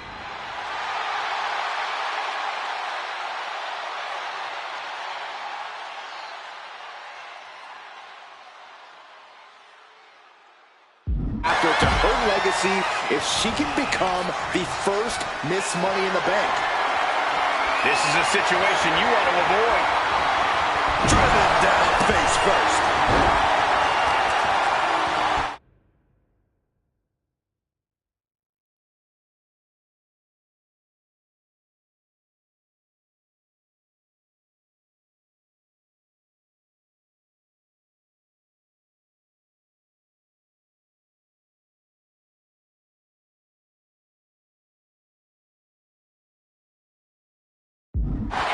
As the arm into a hammerlock cinched in.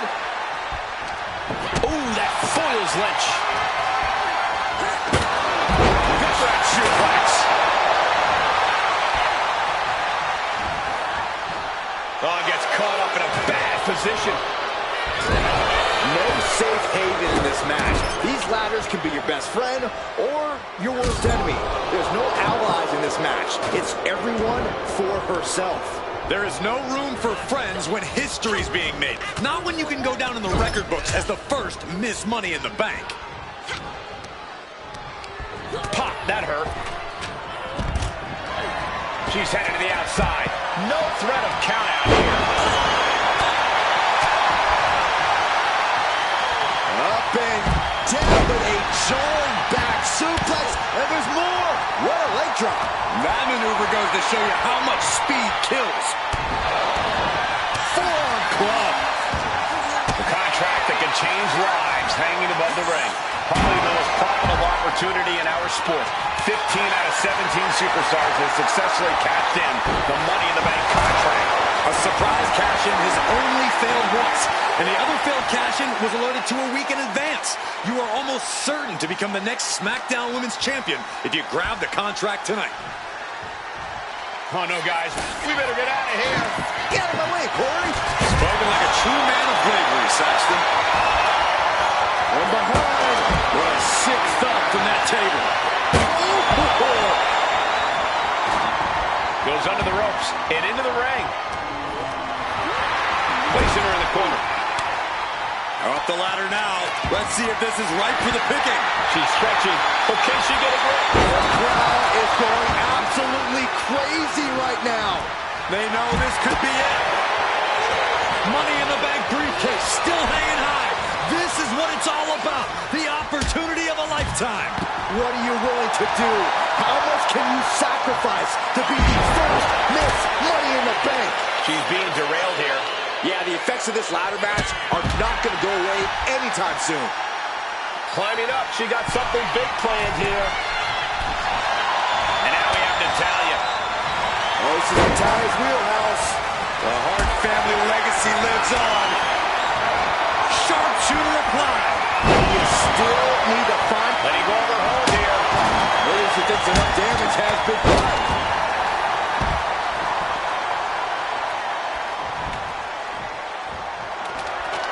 Look at this. She's going for her destiny, guys. But she better hurry. She doesn't have much time. Ladders in position. Gonna make the climb. From the electric chair position. Ladder set right in the middle of the ring. Starts to climb, but needs to move quickly. Full focus on obtaining the prize. I'm sure this is even harder than it looks. Trying not to come around too much here. Taking a moment to get pumped off of this crowd's incredible energy. History on the line. Guaranteed championship opportunity. Nothing but carnage happening in this one. 5 women fighting for their key to destiny. Willing to go through hell for it.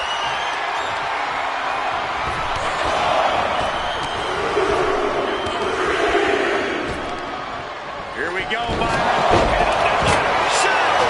She's reaching up and trying to unhook it as fast as she can. Is this the right time? Is this the career-making moment? She's almost there. Could it be Natalya's night here at Money in the Bank? Well, but there she goes. Rebound, two-hand shot. Big boot.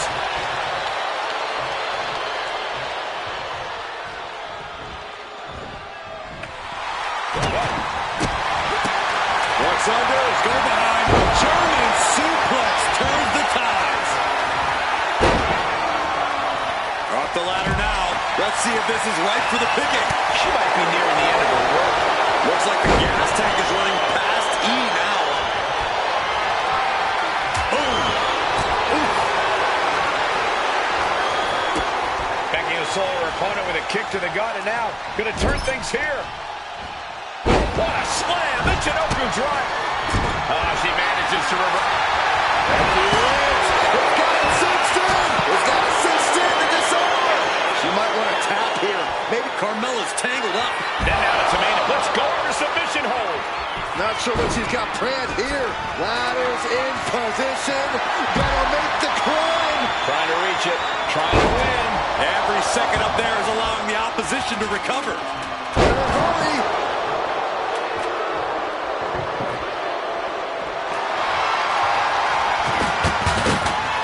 As their opponent hooks and hold slam.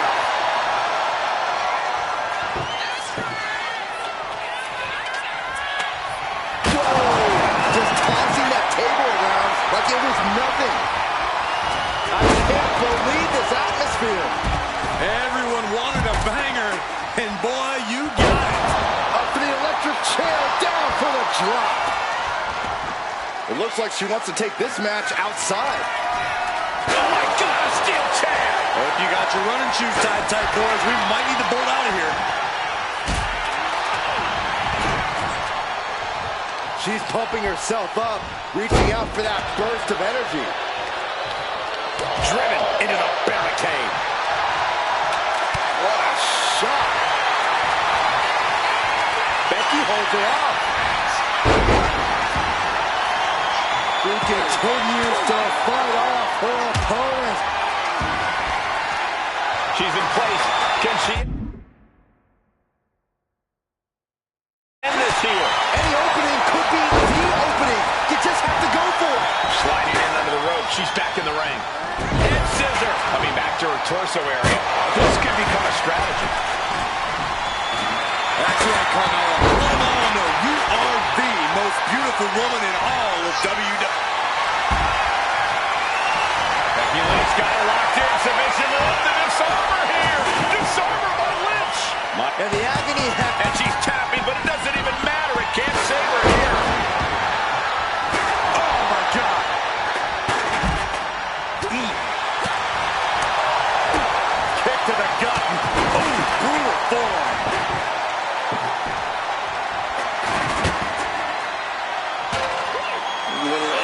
to your injury.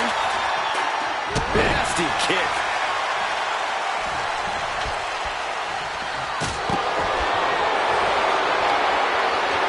Setting the ladder up in the center of the ring.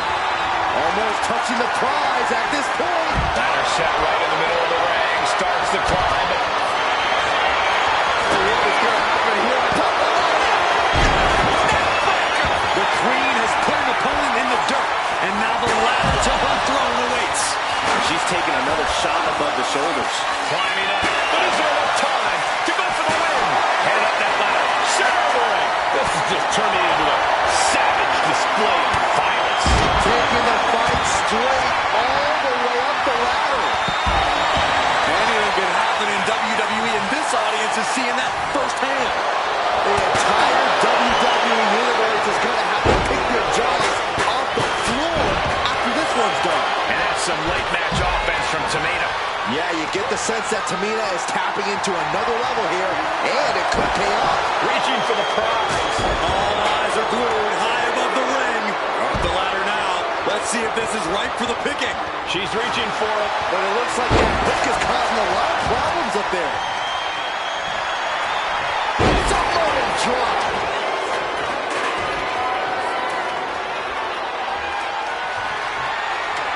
She set the ladder up dead center. Her eyes are on the prize now.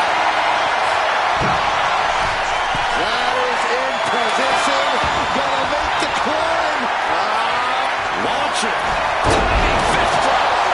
Boom impact.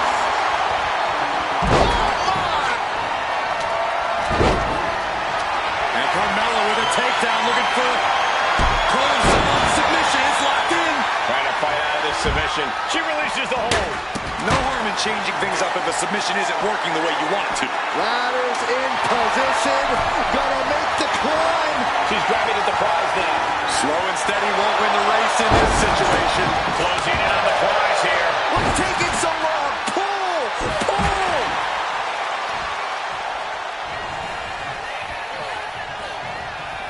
Standing on the hair.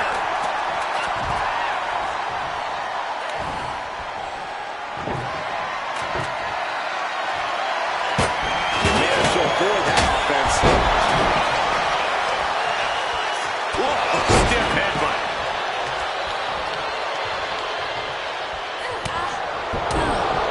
Big time clothesline. Good grief. Well measured. Effective counter. Sit up. Slam. And Carmella fighting back. Answer after answer for each other's offense.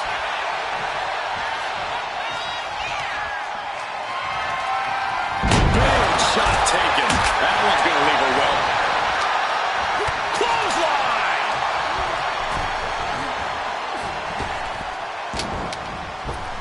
Spear by the Queen. Stiff headbutt.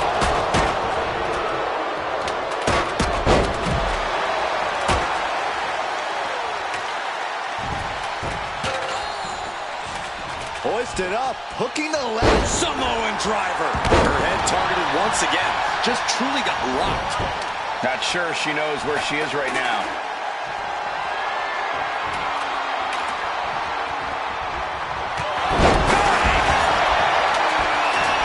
Getting back into the ring now. Big time clothesline. Good grief. Oh my. German suplex released.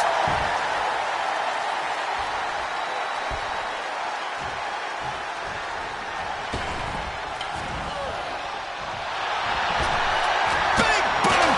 Jeez. That'll fillet your chest. Vicious. This could be the beginning of the end. Sharpshooter applied. Just looking to do some damage. She can tap out all she wants. It's not going to put an end to the suffering. Ladder's dead center and ready to go, guys. Climbing up. But is there enough time to go for the win? This is the chance. Could be the only one. Seems to be struggling a bit. Like you itch. And she's just inches away from winning this one. Carmella has the briefcase. Mella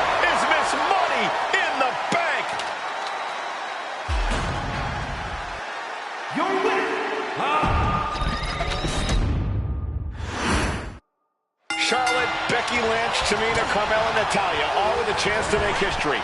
All with the opportunity to be called the first ever Miss Money in the Bank. The revolution that became an evolution only continues in the women's division. One of these women will climb the ladder and earn the opportunity of a lifetime. And looking at the playing field, the majority of these women love to utilize their submission offense to put opponents away. Tapping someone out won't win this match, but these women should not shy away from using the biggest weapons in their arsenal. We've heard Becky say she was going to rip arms off tonight. Oh no, she could be caught here. Bad situation for her. Just look. She's got it locked in. No, she doesn't. That was a great counter and so simple. Oh no. Oh, a reverse DDT. And that was a precisely measured attack. Tremendous pressure being applied in this head crank. Might take her head clean off her shoulders. Hot knee corner. A contract that can change lives hanging above the ring. Probably the most profitable opportunity in our sport. 15 out of 17 superstars have successfully cashed in the Money in the Bank contract. A surprise cash-in has only failed once, and the other failed cash-in was alerted to a week in advance. You are almost certain to become the next SmackDown Women's Champion if you grab the contract tonight. Here's the pump handle. What a shot! And that's not going to make Tamina happy. That unfolded just as Charlotte planned, showing she's not just brawn, she's brains too. Nice standing backbreaker and takedown. She's ready to take this match to the outside. She's looking to go top rope here. Becky Lynch, the man delivers a diving leg drop. And that was a successful bit of offense with that maneuver. And this one's taken to the outside. Any chance the table will be set up for a lovely spread? Never mind, that never happens. Someone's likely going through it. Out of the way.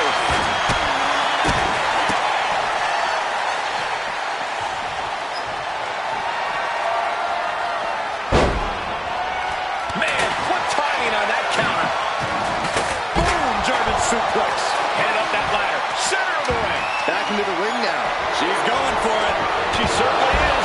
She can do it. It's just a matter of time now. No room for error on top of the ladder.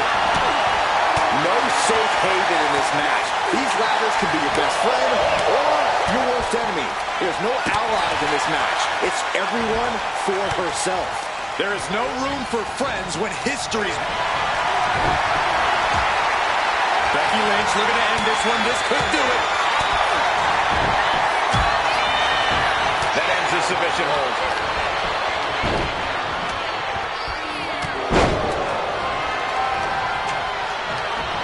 Just like that, sent out of the ring. She's headed outside now. I wonder what her game plan is.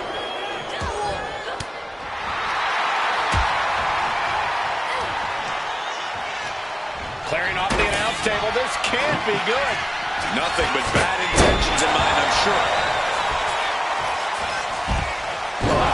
Inverted backbreaker. Ow. And she's out of the ring. Remember, no countouts in this one.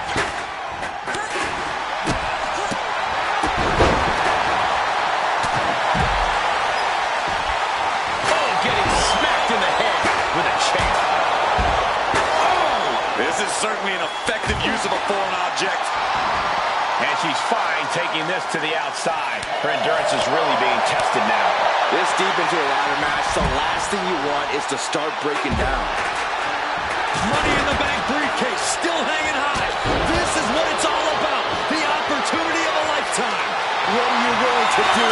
How much can you sacrifice to be the first Miss Money in the Bank? And Becky gets caught by an effective attack there. Yeah, but when ladders are part of the match, you really can't expect anything less. And she's working her way up the ladder. She's ready to take this match to the outside.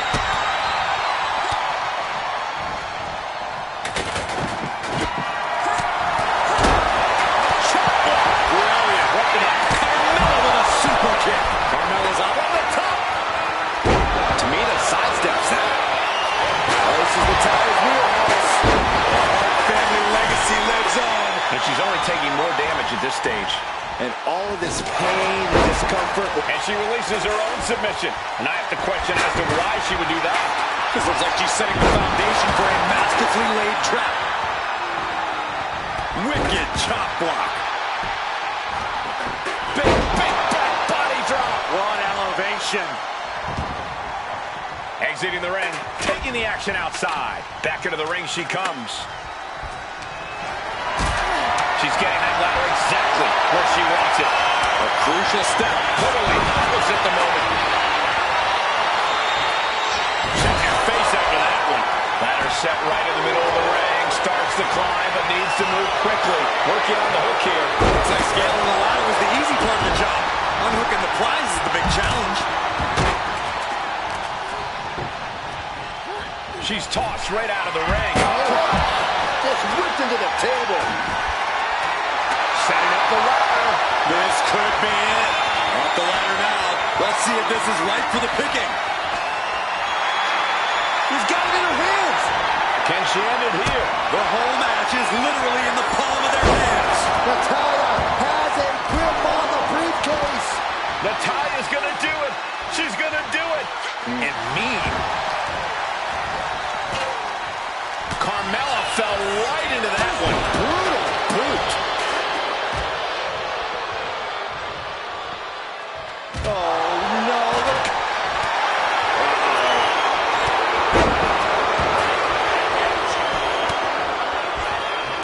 Nasty chop delivered by Charlotte. A lot of damage taken on by Carmella. I'm not sure how this will pan out. She's really taking a beating tonight. I don't think she's got much left.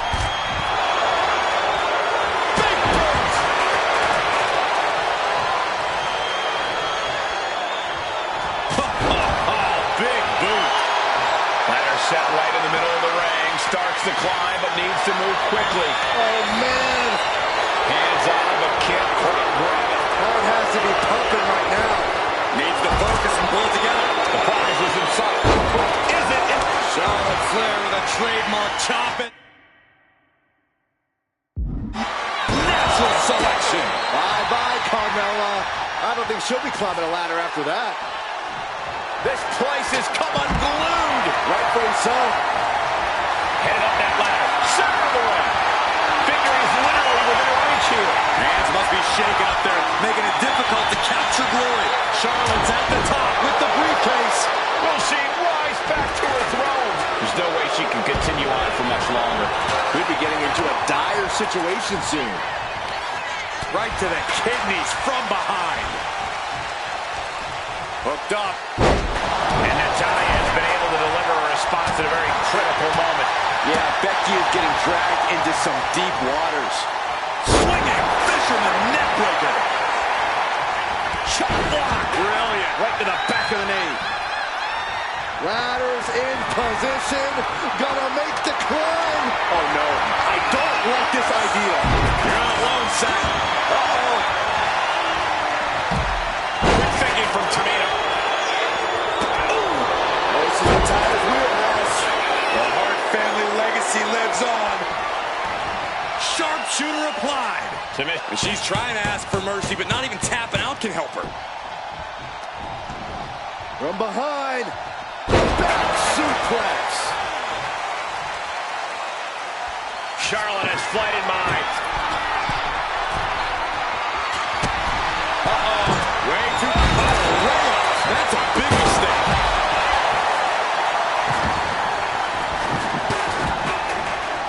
Running leg drop. Big boot. Vicious. What a shot. Straight brutality coming right at you. Amazing face buster. Oh, my God. Taking out the knee. Oh, man. That'll destroy your ligaments. Oh, my God.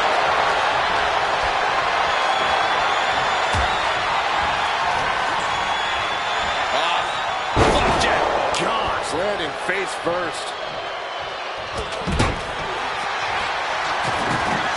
She set the ladder up dead center. Her eyes are on the prize now. The WWE Universe can't believe what these warriors are doing to one another. Everyone's fired up. What a battle.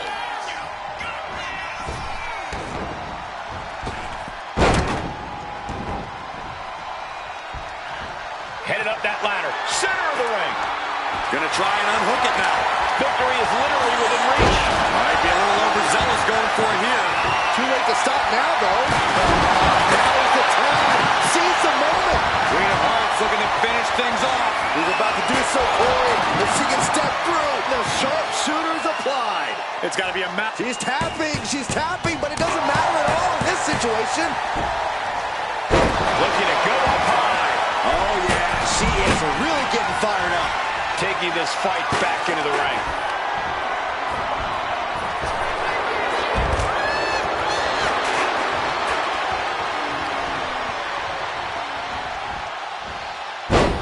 Textbook side Russian leg sweep.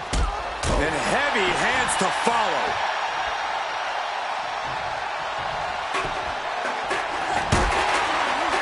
Oh, that's just insulting. An unprotected shot to the head. Charlotte Flair with a trademark chopping. Followed by natural selection. The Queen has put her opponent in the dirt. And now the ladder to her throne awaits. She's choosing to leave the ring now.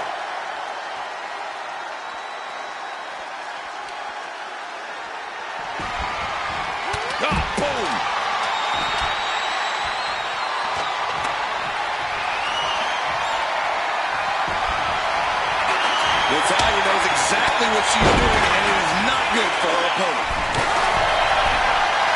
From where? Short clothesline. And she's going right back from the top.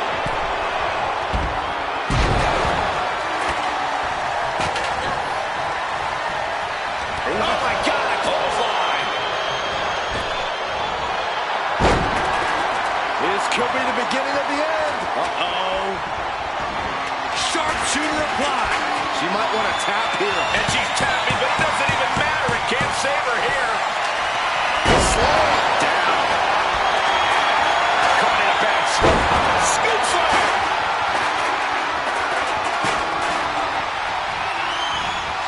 leading her into the corner now.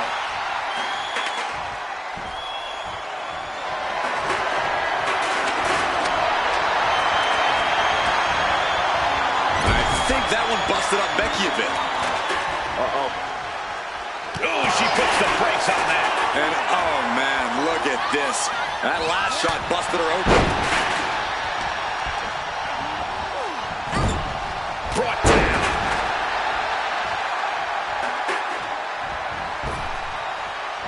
Boom. A leg drop.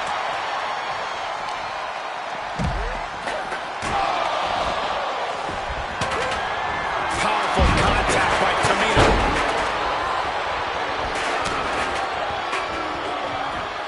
She escapes the attack.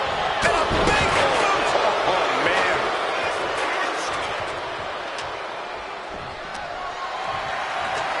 She's cycling her after something here. There's no telling what she could be. And Carmella with a takedown, looking for The code of silence. using this submission to weaken the opponent. She's tapping, but it doesn't matter at all in this situation. Oh, the physicality on display there. Unbelievable. Hooked up. Oh, look at the power. Side slam. And I don't even think she knows where she is right now. All those attacks to her head, they've more than added up. I don't know if this match should even be allowed to continue. She's raw, and things aren't about to get any better. Up high. Wow, cross body.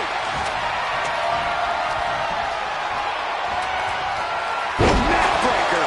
Ouch. And it really looks like her skull is the intended target here. Flair delivering the chop. Natural selection. Natalya's night could have just ended right there. She might not be in any condition to climb the ladder. Set-up mat slam. She better have the ice bath ready for after this match. Yeah, her ribs really have to be hurting now, guys. Clubbing blow to the back. Oof, did you hear the thud on that impact?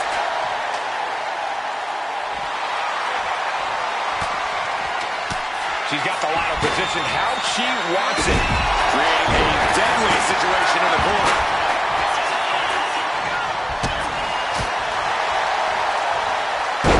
Punching the arm.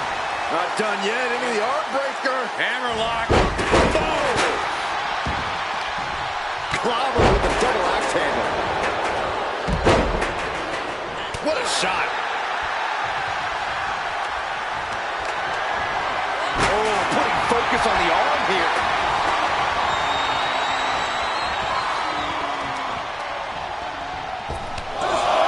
Oh, they're just punishing their opponent now. Kick to the gut. Oh, brutal forearm. Caught in the electric chair, but fighting desperately to find a way out, and they do. Oh, man, a kendo shot to the head. That can't feel good. Boom, boom. Nice. And clearly stooping low with that attack.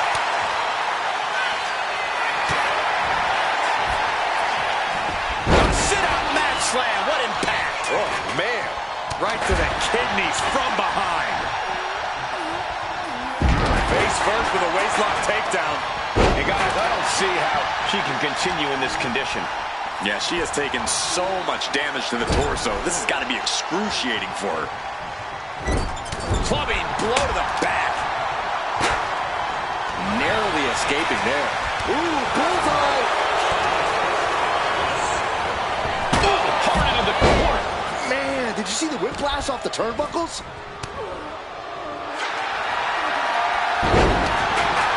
And Carmella with a takedown, looking for locked in. It's locked in. She's trapped in this. She's trying to ask for mercy, but not even tap out can help her. Up the ladder now. Let's see if this is right for the picking. Victory is literally within reach here. The longer this goes, the more likely we can see a hard crash back to the canvas. But is there enough time to go for the win? Victory is within reach now. This is a risky play, but could be the only opportunity on the match. She's going for it. She certainly is. She can do it. Oh, solid forearm. And she's coming back to the ring now. With the lariat.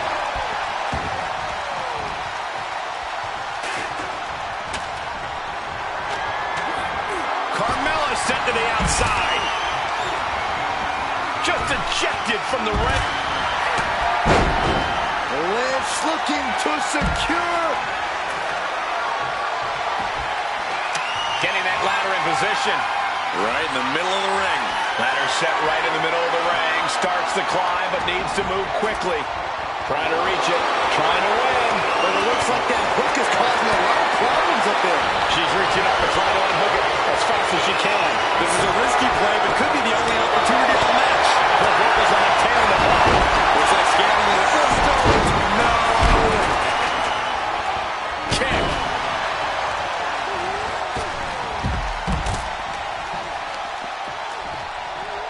Hammerlock.